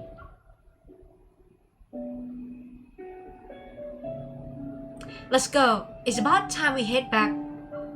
What? Shh. What? What now? It was so good until now. And now, what? God damn it, dude. A serious look appears on his face and he turns away. Taking my hand, he swiftly guides me to a nearby rock. We have company. Of course we do. Who is it? A dude from Ever? Or like a wanderer? God damn it. Oh man. Okay, welcome Jinokuma. Oh, wait. Welcome Raiders. Hello. I'm playing Raphael's branch story. I always try to say branch. Branch story from Prologue to Tomorrow. Yep. Welcome. Yeah. Thank you so much for raiding in. Why am I waving at the camera? The camera is not on. Yeah, hi. Hope you enjoyed here. If you guys wait, how do people say when people raided in? If you guys tired from watching the stream prior, then please feel free to leave. Okay, that sounds so bad. I don't know how people say it. You get the gist. If you need to rest, please feel free to. You don't need to feel obliged to stay. Okay. I mean, I'm really happy that you guys are here, but yeah, that's the gist of it. Okay, this is really bad. I think I need to try practicing saying this. I'm sorry, but yeah. Okay, we have company, Raphael. I mean, company as in raiders and whoever is in the game. Seeing his wary expression, I hold my breath and write my question on the rock with my finger. Maxwell? He shakes his head. After a minute or two passes, I hear voices that are moving toward us. We're ready. It won't be long before things get chaotic. What did I say, Maxwell? You just gave the things that like these shady people want. To your wife. Your wife is gonna be a dead body before the sun rises. Goddamn. Wait, let me read a bit. Yeah. Feel free to rest, lurk, but you're welcome to stay if you can, but don't feel obligated. Yes, that's worded so good. I'm sorry. I was like, what should I say? Oh yeah, that's it. That's the thing that I wanted to say, but like worded much more beautifully, better. Yep. That's usually a good way to say it. Yep. You're correct. When the time comes, head to Maxwell's private collection room. It's in the southeast corner. Find it while I stay in the manor too. I mean, at least they're not trying to like pry it off their dead bodies, so I guess that's a good thing. These voices, they're those people from Ever. Are they scheming something because Maxwell refused to give up the island? On the rock, I write the question, Ever? Rafayel nods. If only Maxwell sold the island to us. Then we wouldn't have to go through all this trouble. Yeah, Weren't you listening to the higher-ups? The stuff that's hidden on this island is very important.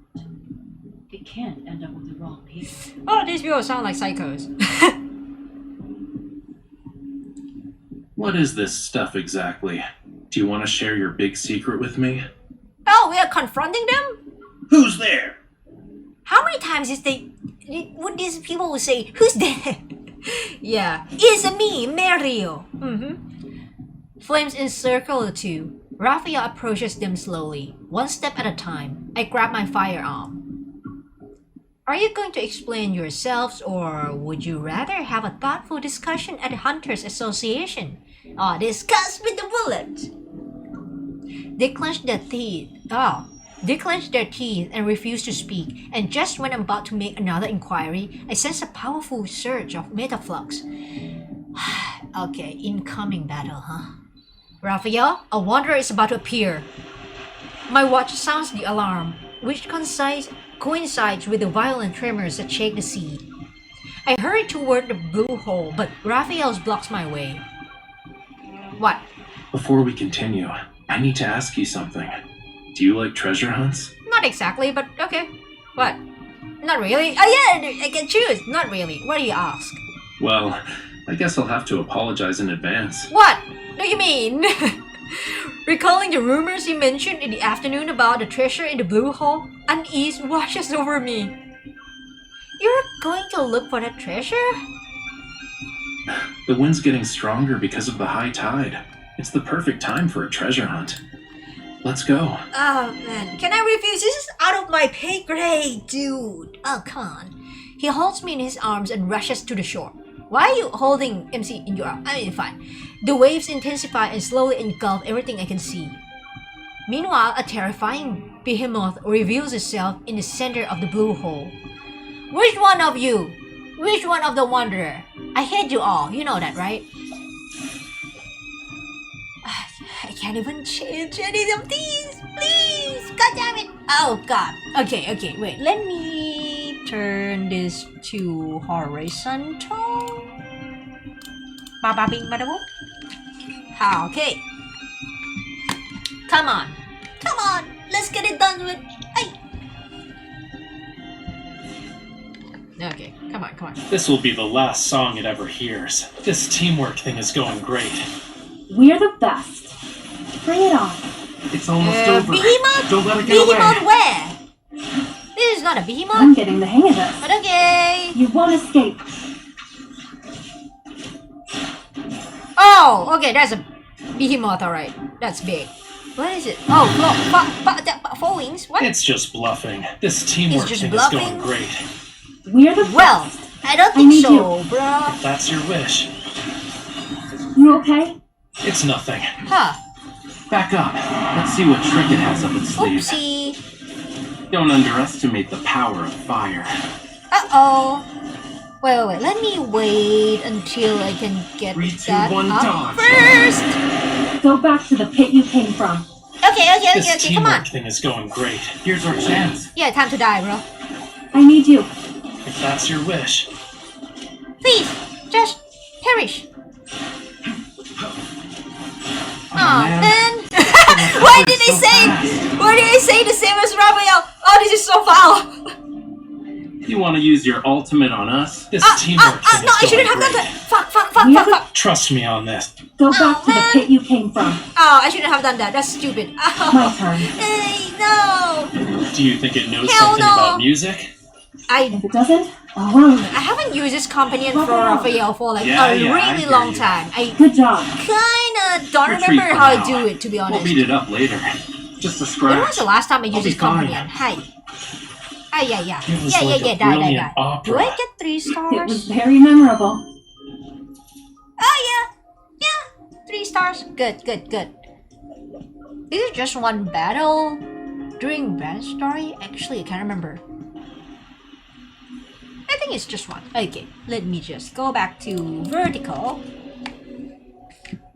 Ah. Oh my god, wait. Oh man. The phone holder, please stay strong. Okay. Okay. Are we drowning? The protofield disappeared. In the depths of the dark blue sea, light sporadically, these words, sporadically flashes. Struggling to keep my eyes open, I can't find my way. I think we fell straight into the blue hole. I'll swim towards the light and see where it leads. Don't swim. Stop. Now turn your head. Okay, telepathy? I do as he says. However, trying to turn while underwater is surprisingly difficult. A family of warmth subtly cradles the back of my head. Strands of hair gracefully drip into my view. Oh, English, okay. Take two. A family of warmth subtly cradles the back of my head. Strands of hair gracefully drift into my view, and they're followed by a gentle kiss. Okay, bro. Okay. Try it. Try what? My steady breathing is accompanied by the faint fragrance of fresh sea salt. It permeates my entire being. I'm taken aback. I can't breathe? I'm not even choking on water?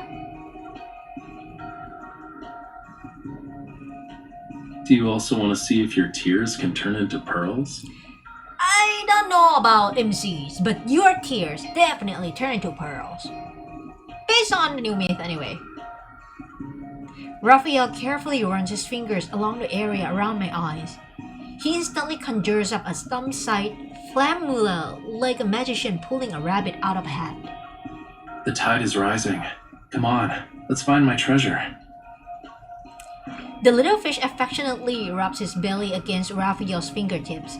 With a flick of its tail, it swims toward the depths of the blue hole as if it were our guide. Is there really a hidden Lemurian treasure at the bottom? Only the undercurrent beneath the high tide and the tiniest fish know its location. Okay, but what is the logic behind this? Because fishes, the small ones, they have pretty short lifespan, right? And Lemuria was like a bajillion years ago. Is it like, a family passing down the stories of little fishes? Okay, I'm not gonna ask. I playfully poke the flammula swimming next to me. Unafraid, it swims closer and nuzzles my cheek. Why is the flammula sillier than the one outside? It doesn't even have a sense of caution. It's not the fish's fault. It only dares to come close because you have a familiar scent. Are you talking about when you kissed me? Obviously, it's not just because of that.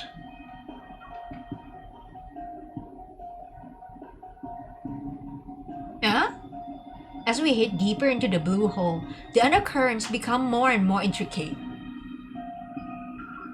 The light has disappeared. In Raphael's palm, a small flame materializes. It casts a gentle glow while fish playfully swim around it.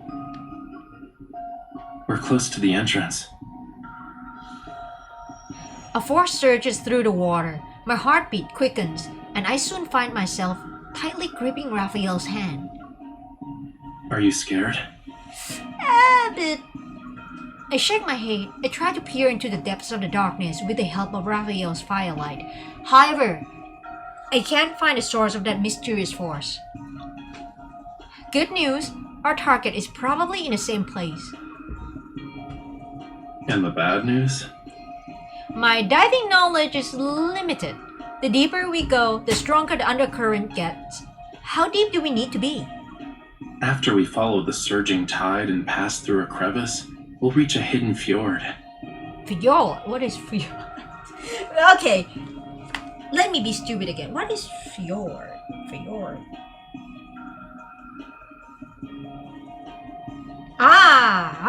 Okay, get it now. The undercurrent in the crevice will be even more chaotic. Make sure to hold on to me tightly when the time comes. Sure, bro. Suddenly, the undercurrent becomes stronger. It propels me forward wildly. Looks like bad news, to be honest.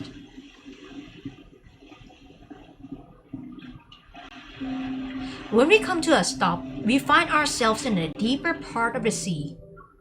The serene darkness, a gentle light emanates below. It grows brighter only to dim. It's reminiscent of an aging heart's unhurried rhythm.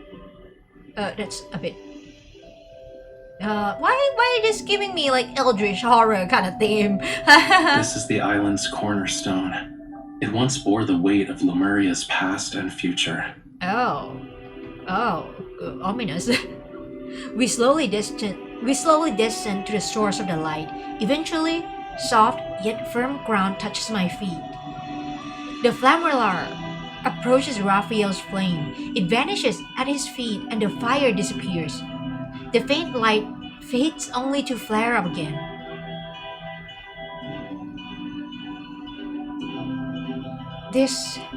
It's part of Lemuria's long-lost Tome of the Sea God. Oh, it's a thing from the myth, right? Which I kind of know very, very little about because I don't have the myth. I'm sorry, Raphael. Under a tender radiance, the crimson seaweed on the seabed... Oh yeah, seabed. I was like... Seabed comes to life.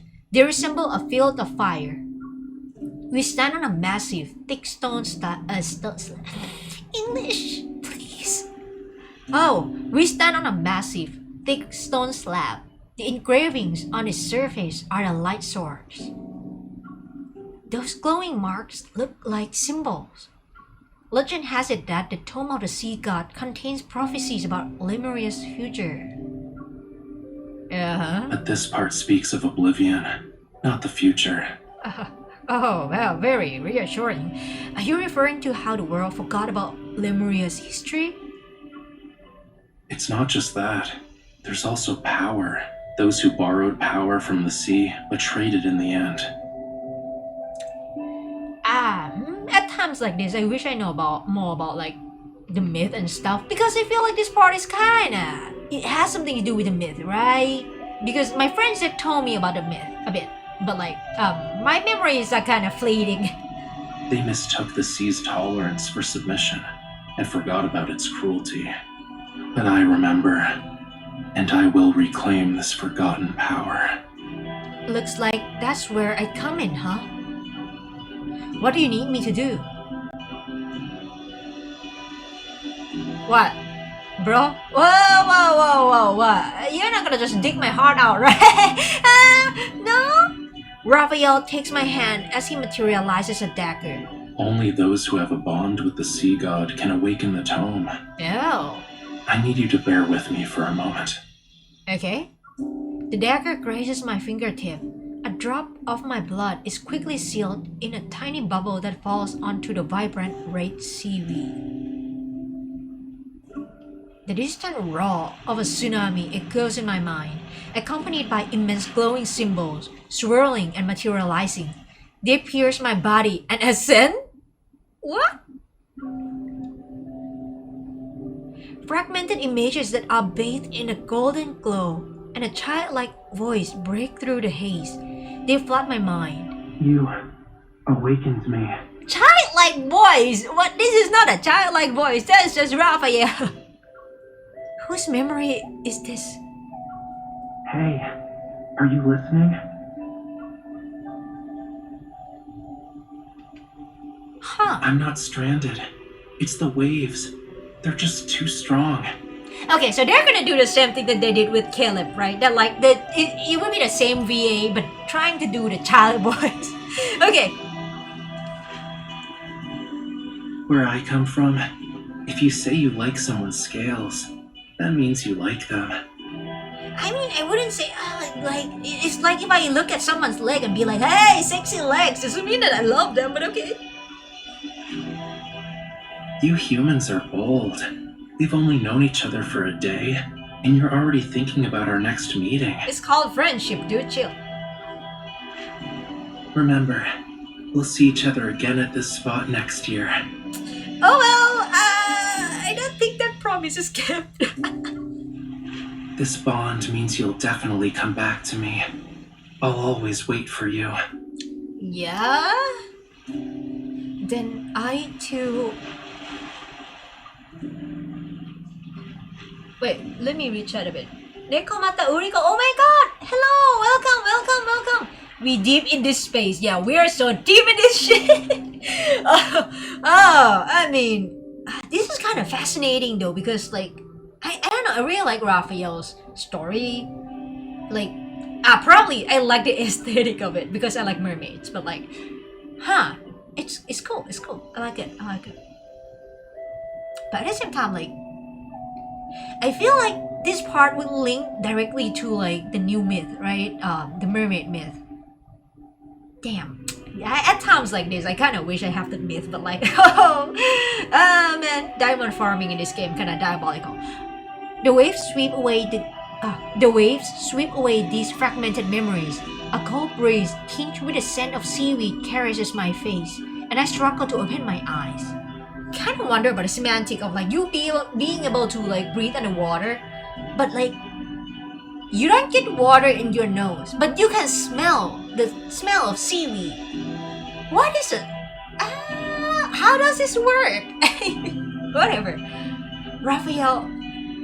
Golden symbols pulsate with immense power. They surge into Raphael's body. With his eyes tightly shut and his face pale, he collapses into my arms.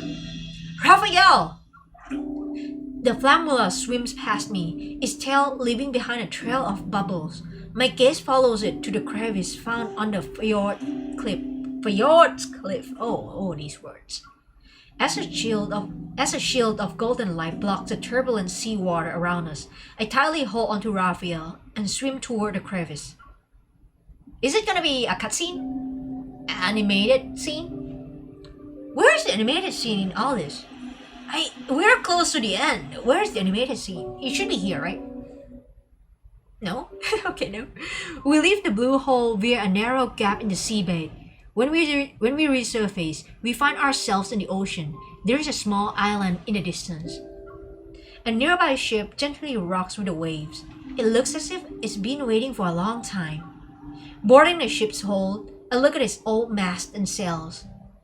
I know this is the same ship that ran aground on the island.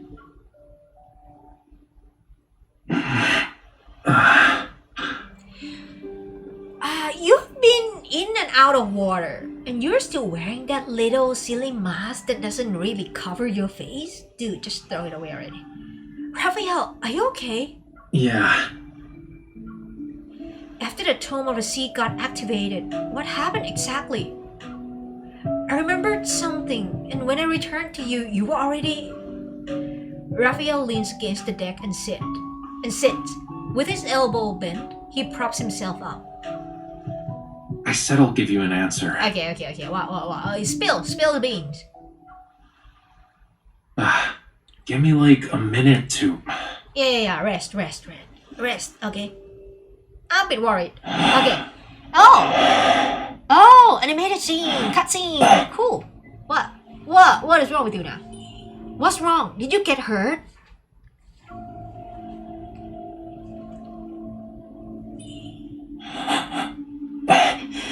Oh god, what?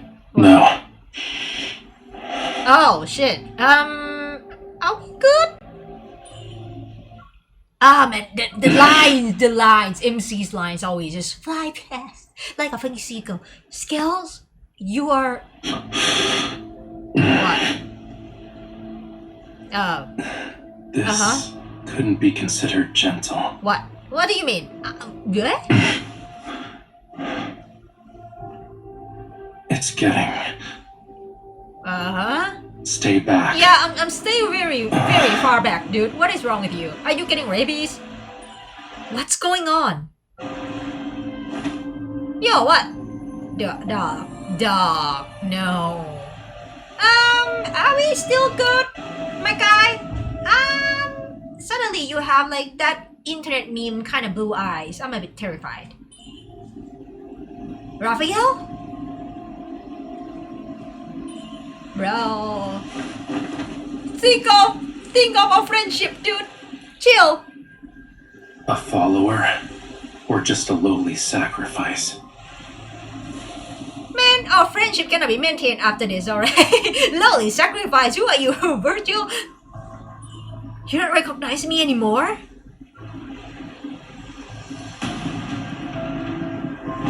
Oh, whoa, whoa. Oh shit. Oh, it's the ear thingies.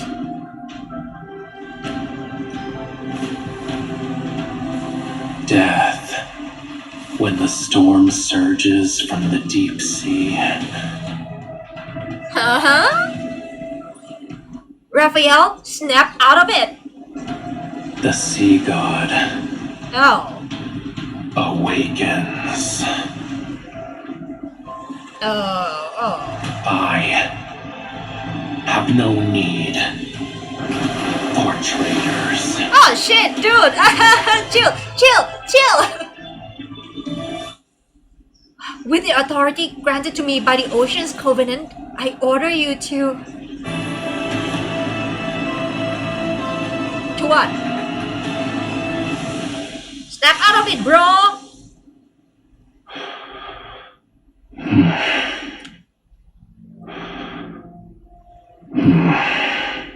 You're loud, dude. Chill. You okay? All good? No more blue contact lens? You.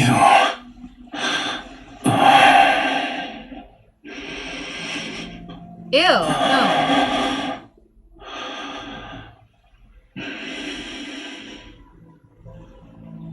Dude, okay, so this kind of gives me like flashback to like Homecoming Wings. I'm so sorry. Wait, not Homecoming Wing.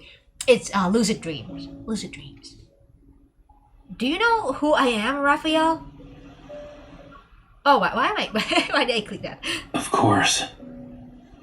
Wait. So, like during the cutscene, the half marks, the silly little half marks that doesn't cover anything, is off, and now you're wearing it again.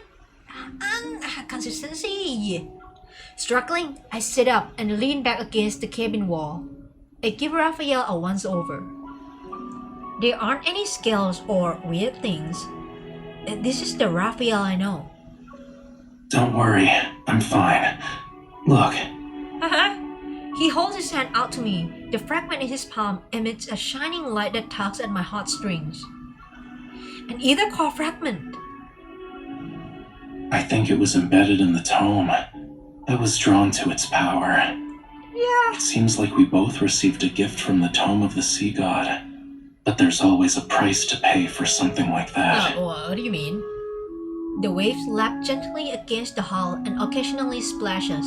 I wipe the seawater off my face and look at the murky ocean. This price you have to pay, what is it? Do you need to be a sacrifice or the sea god? The dead deep sea and the sea god's power have been awakened. Ominous as fuck, okay.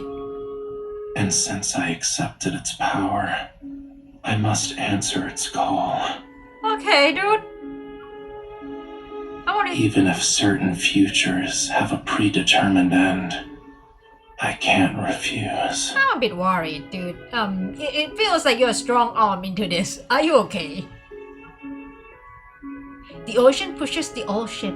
Exhausted, Raphael rested in my arms and closes his eyes. I look down at him. My heavy heart is drenched, as if the wind and rain worked tirelessly to drown it. Does it apply to your future as well?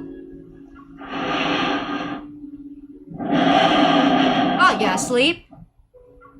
The sails rustle and we are carried deeper into the darkness. The boundless ocean is extraordinarily quiet tonight. Okay, how are you guys gonna leave after this? You're stranded in the sea. This is the last one, right? I feel like there's like 12. Oh, you're back home?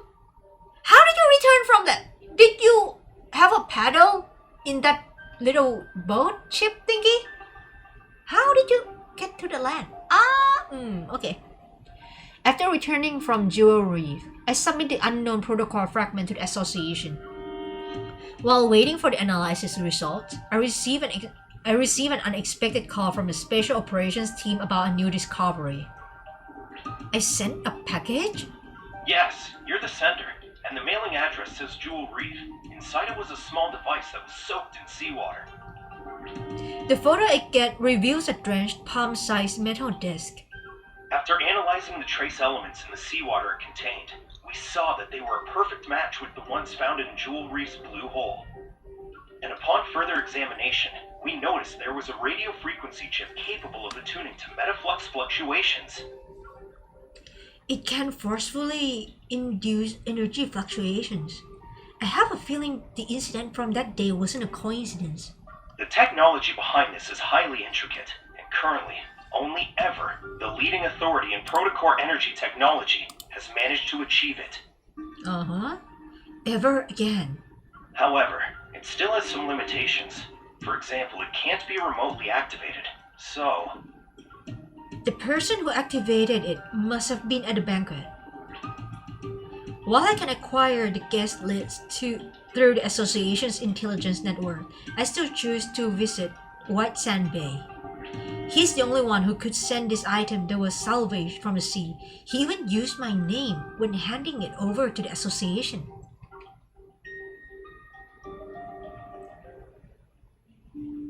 You okay, dude? Last time we met, I felt like you were not okay. For the entire morning, dark clouds cover the sky. Heavy and grey, they almost touch the waves' crest as I look at them from a large window. The sound of a pencil against paper faintly resounds. The house's owner treats the news as nothing more than background music. Many guests have gone missing from the island. Their current whereabouts remain unknown. Oh shit. The venue of the banquet, Jewel Reef, has been sealed off. There will be a further investigation into The news report doesn't have any notable details. I walk over to Rafayel and lean down to look at his sketch. The intricate lines outline fish and clusters of coral. The shadow lurking in the cave's depths appears to be harboring secrets. I stare at the shadow as if compelled by an unseen force. I murmur to myself, "They are in the blue hole."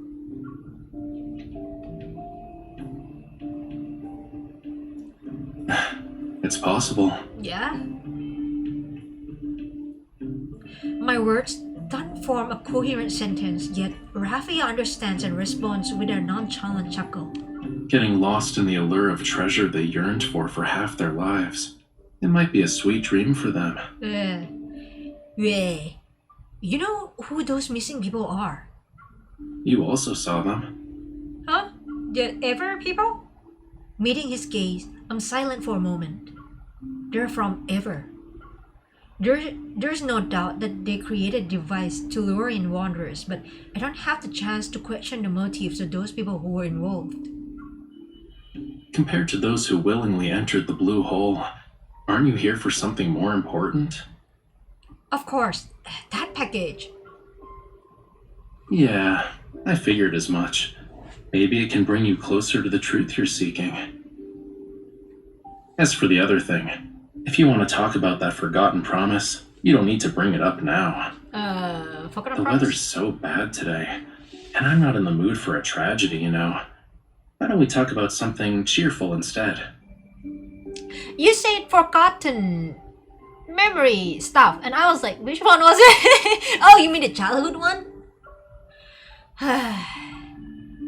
Though the details of my encounter with Rafayel remain hazy, I managed to retrieve a few fragmented, vague memories. During that year, I fell into a deep sleep for 3 or 4 days during a high fever. When I woke up, I lost a lot of memories, and my meeting with Rafayel happened to occur before I got sick. Rafayel sighs and puts down the paintbrush. You don't think I'm avoiding this topic because I'm trying to run away from it, right? No? You want to say you forgot a lot of things from your childhood because of reasons, but you're worried it'll come off as you not wanting to take responsibility. I mean, it can't be helped, bro. It was a sickness. Are you sure you don't have telepathy? MC, and I hate to break it to you, I kind of saw it. Like, the street say that, like, he kind of can read your mind of sort. So, yeah. Did you actually go to the beach to wait for me?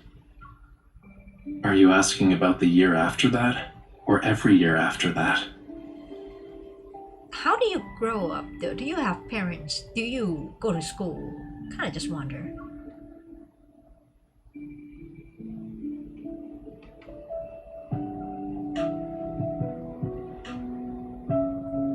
Observing my expression, I just realized, what are you looking at, dude? Because his eyes aren't like the MC's face.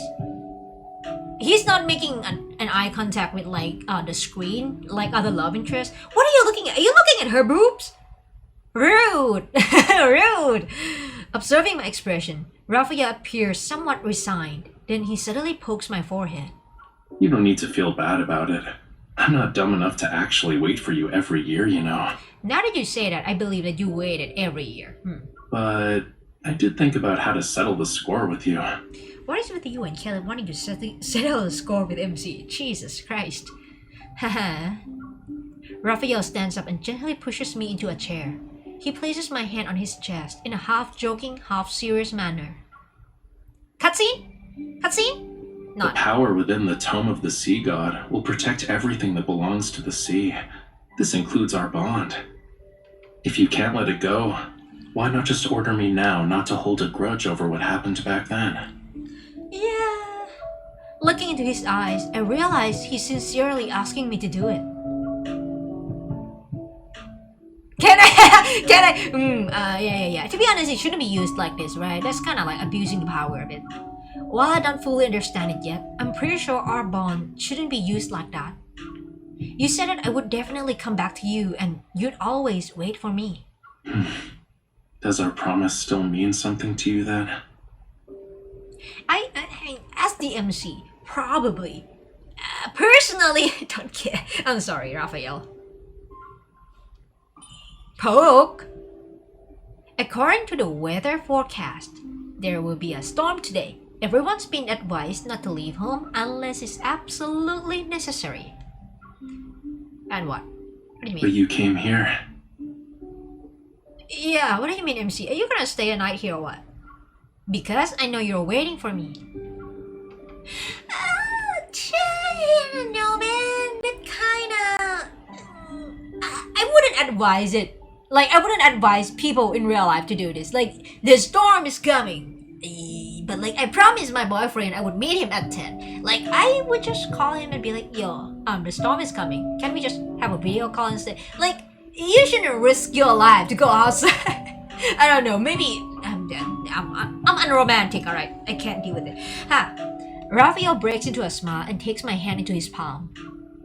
The heavy downpour descends, carrying with it a majestic force that seeks to wash away our remnants of the past.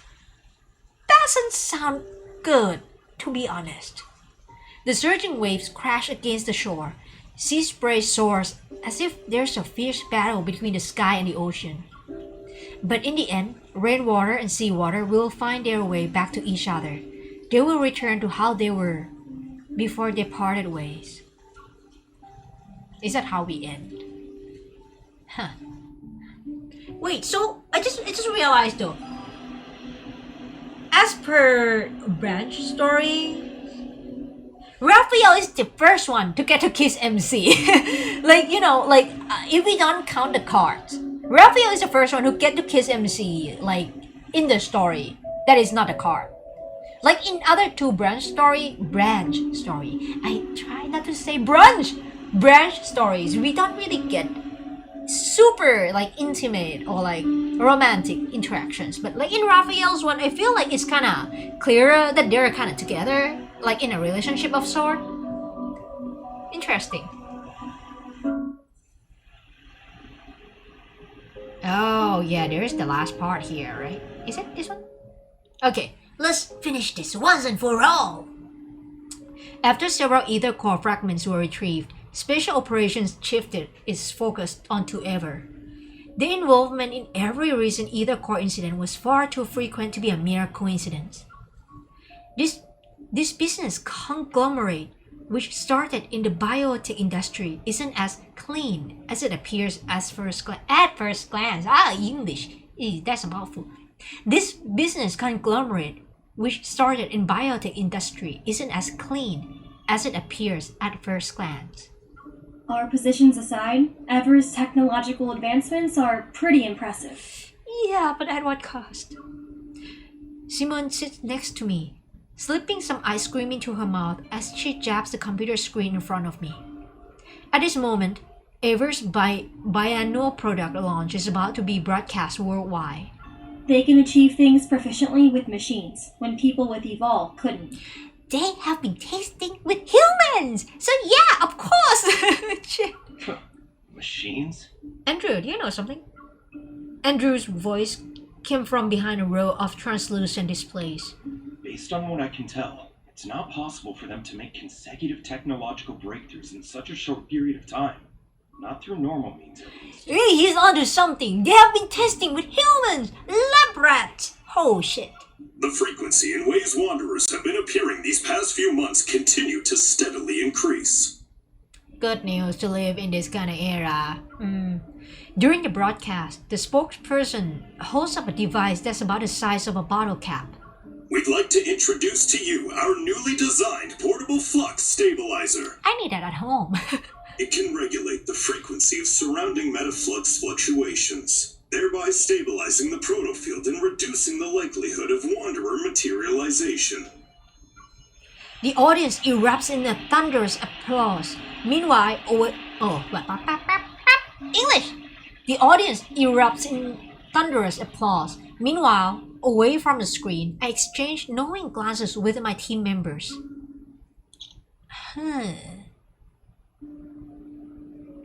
Early retirement party? Yeah, you should be honest. Sounds like it operates the same principle as the devices that attract wanderers, but it has the opposite effect. Ever made this gadget and we're supposed to believe it's for the greater good? As if they aren't doing this out of the kindness of their heart. Simon frowns at the screen. This is nothing but a blatant provocation. Provocation? We barely had time to suspect something was off before they brought out this product launch. Yeah, they're being brazen about it too. It's like they're daring us to keep investigating with what we know so far. That's unlikely to happen. Hi, ma'am. As soon as Simone and I hear Captain Jenna's voice coming from the entrance, we stand up behind the screens. Andrew nods at Jenna. Captain. The fact that they're hosting a high-profile product launch means they've already covered their tracks. They wouldn't take this risk if there were a possibility of us finding incriminating evidence. Jenna walks over to the command desk and places a thick folder on it. The three of us gather around her. The analysis report for the previous fragments has just come out. Let's take a look. She taps the command desk twice. An irregular spherical structure appears before us. Ether core. They're from the same ether core. Based on its characteristics, we're officially naming it Spatium Core. A spatium core that can manipulate space. I know of at least 3 different ether cores now. As more ether cores appear, it's only a matter of time before the public becomes aware of this extraordinary energy source. It's just that the fragments of the Spatium Core are held together by some kind of gravitational pull. Reminds me of Caleb again, huh? She points to the center of several fragments. Right here, one fragment is missing. Jenna leans forward, looking at us again. Special Operations' next objective is clear. We must recover this crucial ether core fragment before further complications arise. Yes, Captain. Yes, Captain. Oh, right. There's something you need to know. With quick reflexes, Simon intercepts Andrew, distracting him under the pretense of exploring new avenues for weapon enhancement with the recently collected data. What is it, ma'am?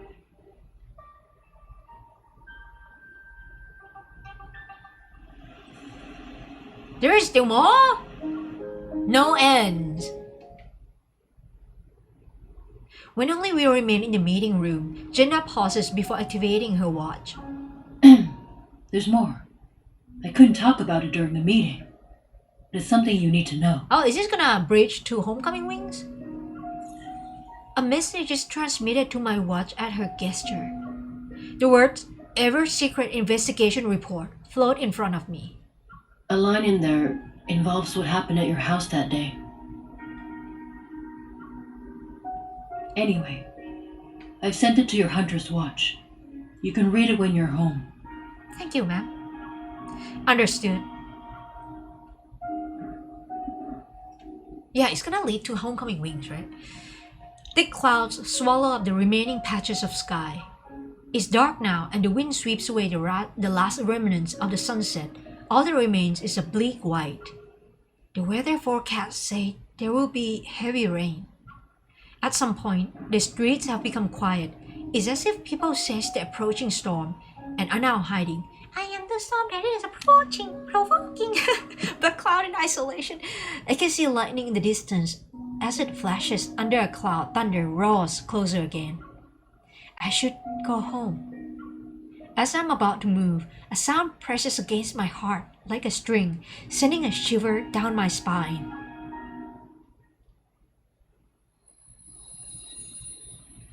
What the fuck? Oh, is this the Chrono Rift catastrophe memory, maybe? Oh, what the fuck is this? Eye of Sauron? My heart responds to that eye. The world around us fades, but this... I can't read it. It's behind that. Somewhere in the distance lies the power of either core. Ominous as fuck. What the fuck? What the hell is that? Wait, okay. Challenge. Okay. I will go in. I can just choose my team? I can just choose my team? Okay, wait. Let me get all my best. The best of the best, alright? Right, Caleb? Cool. We don't need to match the electrons. Do I want to match the electrons? I mean, I feel like I can overpower them. But like, I'll match it just for good luck. I mean, wait, it's level 18. Yeah, we're gonna crush it, Caleb. We can just one-hit wonders, alright?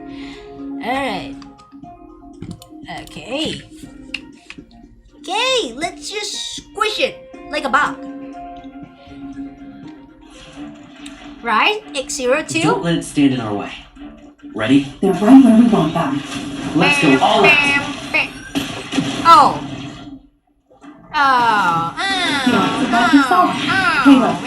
I'm here. How would you rate our teamwork? It was so 100%. Oh well. Thank you, Caleb, for your service. I hope Senior Hunter contests and like orbit trials are like this easy. God damn. Yeah. Time to kill this thing, bro. We can do it. Easy peasy, bro. Whew. So overpowering.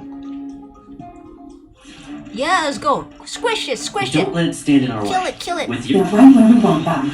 Let's go all out. Yep. Good stuff. And you. Yeah, usually you gives me a Ready? lot. We'll Usually you together. give me a lot of pain, but Let's go also. not this time. How did I do? Yep. I love you, Caleb. Well, at times like this, alright, like, and then there are like open orbits tormenting me. Yep. And then next is Homecoming Wings. I played Homecoming Wings already. Man, one of these days I need to like go back to it again because I love it. Okay, so that's it. Wait.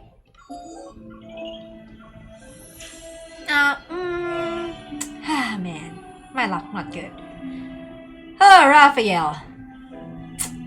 I really want a companion, bro. But like, my luck is not lucking. Fine. Okay, wait, let me read a bit. Is there any... Nope, this is not from... Okay, I mean, sorry, Saint, I'm gonna answer you soon. Okay, so I'm done with it. For the next one... Wait, why is it there? Challenge? Oh. Yeah, for the... maybe next time I stream, I would do Death and Rebirth. Alright? Absurdity Unfold. Yeah, next time I'm gonna stream Absurdity Unfold, if I can manage. Yeah, it's been quite some time, to be honest. Like, I know that I'm really slow with like these like main story kind of updates.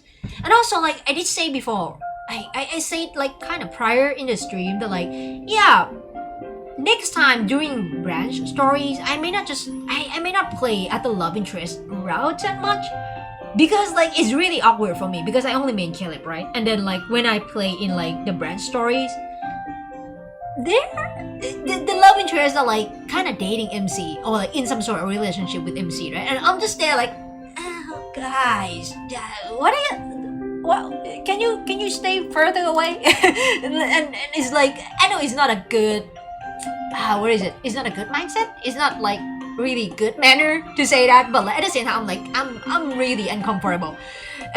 But like it's kind of like the story, although it's a branch story, it's not really, I feel like it's not really skippable, at least for the, you know, the main part of it, like the 1, 2 and like the last like 3 and 4. These ones I don't think they're really skippable. Like, it's kind of crucial to like the next part of the story. But I would say, if I were to play it, I can just select like the love interest that I kind of like best and then go with it. You know, during like the special operation stuff. I think that would work for me because like if I play all of them, it's really kind of too much for me. I'm really like my 2 brain cells cannot handle this. All right, too many love interests, too many lores, and I'm just here like, who are you again? What is your lore again? Oh my god, that's a lot. I don't know. I'll think about it. Like I do like how the story goes and how the lores go, like how the love interests are written. But I don't care enough, dude. And also I don't have enough time and energy to be doing all of these. I don't know. I'll think about it, but next time it's gonna be the main story update, Death and Rebirth. Yep, for next time. Unless there's like a release of like new Caleb's cards, you know, new multi banners and stuff, then I'll prioritize that. I always prioritize Caleb content, so yeah, yep. So that's gonna be it for this stream. Let me just do the usual thing. I'll listen to one Caleb's voice call and then I'll end the stream, alright? Oh, I just realized that this stream is a bit long. Like I didn't actually realize that like Rafayel's branch story is pretty long, but the animation, like the cutscenes are like pretty short. Is it just me? Because I feel like during Saints and Savior's branch story, I feel like the cutscenes are slightly longer. Maybe for Saint, I feel like Saints are like slightly longer, but like for Savior and Raphael, the cutscenes are pretty short. Is it just me? I don't know. Maybe it's just me. Yeah, Caleb. Do you? Do I? Wait, which one do I go with? Oh, I want to do this one. I kind of missed this one. So, are you done with work? Almost. I'm at the entrance of Hall 2 right now. Come find me if you're finished. Well, I am, but I need to head back to deal with some work stuff. I won't be able to make it in time to see you. Right now? I was hoping we could have dinner. Yeah, I'm already in the elevator, and my car's waiting outside. I can order some takeout for you. My treat. It's okay. I'll just have dinner with my colleagues. When I heard you were giving a speech on behalf of the fleet and that we'd be in the same venue, I was looking forward to it for several days. but we were so busy that we couldn't see each other. I guess I got my hopes up for nothing. Actually, I did see you. Really? When? I happened to pass by Hall 2 during the intermission. But you looked busy, and I didn't want to disturb you. What's wrong? Did I misunderstand something? You were talking with a woman wearing a uniform for a while. I was stuck in the room, and since she had walked in from the next hall over, I asked how things were going. The next hall over? Yeah, she just finished listening to your speech in the hall 1. She talked for 5 minutes about how handsome the colonel is, what a great speaker you are, and how approachable you seem. And here I thought you were discussing something important, so I didn't dare to interrupt. That's how we perfectly managed to miss each other.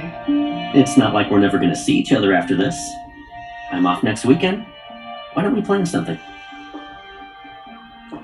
We can worry about next weekend when it's time. I have something else in mind. But I'm about to leave. What could you possibly do? Did you already get out of the elevator? I just stepped out 3 seconds ago. Your timing's impressive. So you're heading to the parking lot now? Yeah, but it'll be hard to get down. The event just ended, and there's a long line at the elevators. Oh, I have my own route. What do you mean? What do you mean? Hey, look up. What, you're planning to drop down from the sky? I don't need to do that. I see you. See? Chatting between the floors is still a way to meet up. Well then, Miss Hunter with a silly grin. What exactly did you want to tell me? You came all the way to the window. I wanted to give Colonel Caleb a warning.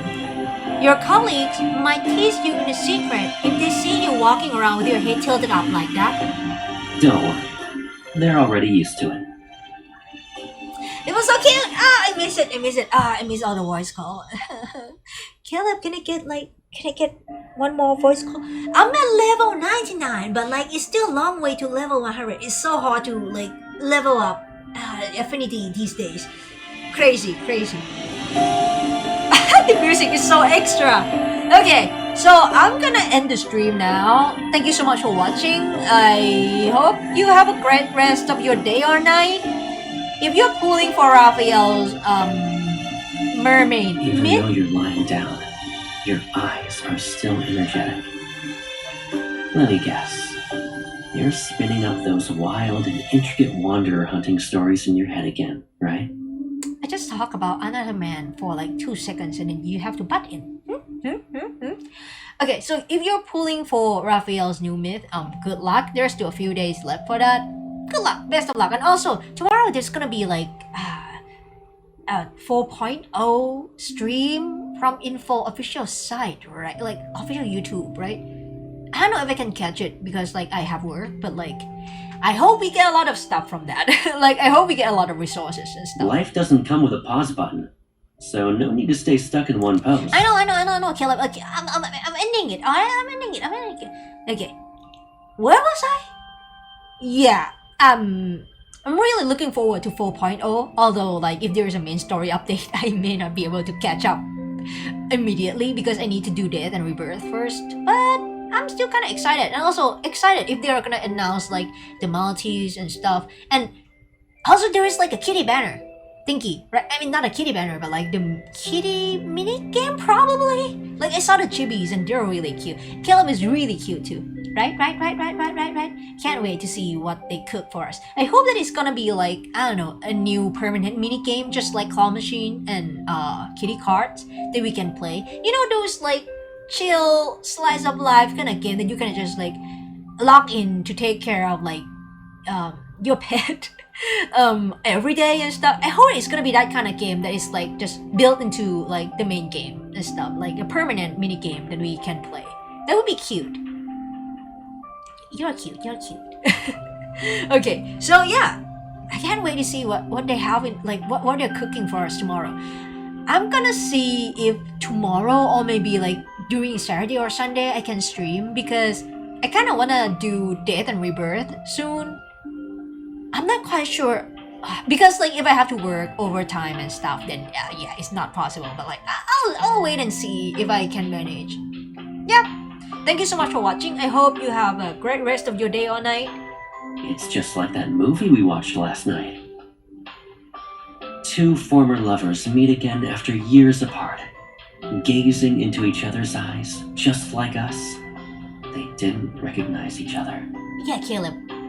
You and MC clearly have some problems with like amnesia and stuff, and like memories lost and stuff. I get it, dude. Yep. Where was I? Oh yeah. Should I raid out? I kind of forgot, but I always forgot to raid out because like and also I forgot how do I raid out. Wait, let me check if I can raid out. Wait. I guess I lost our actually don't know. Again. Wait. Let me see if I can raid out. Okay. Just give me uno momento, alright? I wanna see if I can raid out. Who I can raid out though? Oh, actually, I've never looked at the mod view before. Oh god, I've been streaming for quite a bit and then I have never really checked. How do you raid out on Twitch? Things get boring. I did it like once and I forgot. Actually, there are lots of exciting things we can do after dark, Pipsqueak. Okay. Oh, how do I do this? Wait.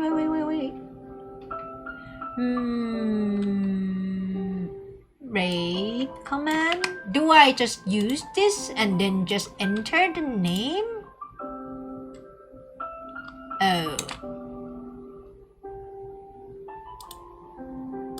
Okay. Let me try, alright? Just bear with me a bit, alright? I actually... Even though you're lying down, Caleb, your please. eyes are still energetic. Wait. Let me guess. Who is online? You're spinning up those wild and intricate wanderer hunting stories in your head again, right?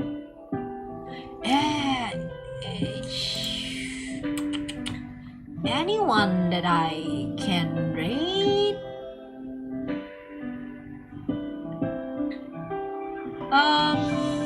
Okay, just uno momento. Who do I follow? Wait.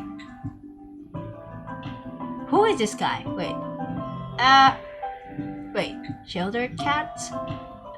Want to have a contest to see who can stay up later? Oh wait, let me just check. Who is Why this? don't we see who can fall asleep faster instead?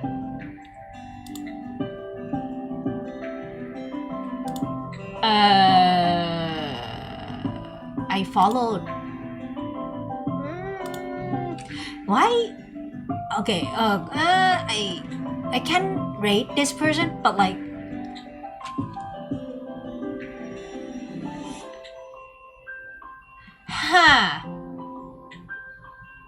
Okay, I'll rate this person. All right. Nighttime Caleb, crept up please. on us before we even Caleb, realized. please. Wait. How do I do this? Wait. Do I just oopsie dokie. I mean, I'm really fumbling. I'm sorry. Do I do this? Okay. If it works, it worked. If it doesn't work, I will do it again. Yep. I think it works. Okay, see ya! Want to have a contest to see who can stay up later? Why don't we see who can fall asleep faster instead?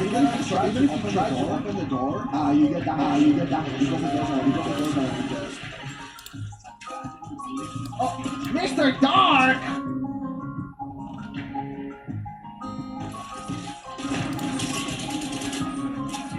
Thank you so much for the raid.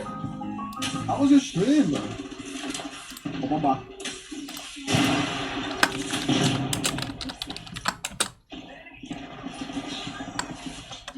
Hello everyone, if you guys don't know who I am, my name is Abalon, but you can call me Abba for short.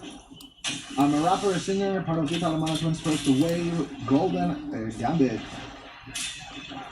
Actually, you know what, chat? Fuck yeah. You know what? You know what? Fuck it, dude.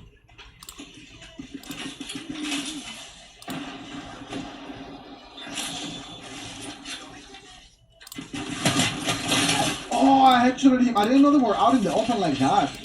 Like, insanity, dude.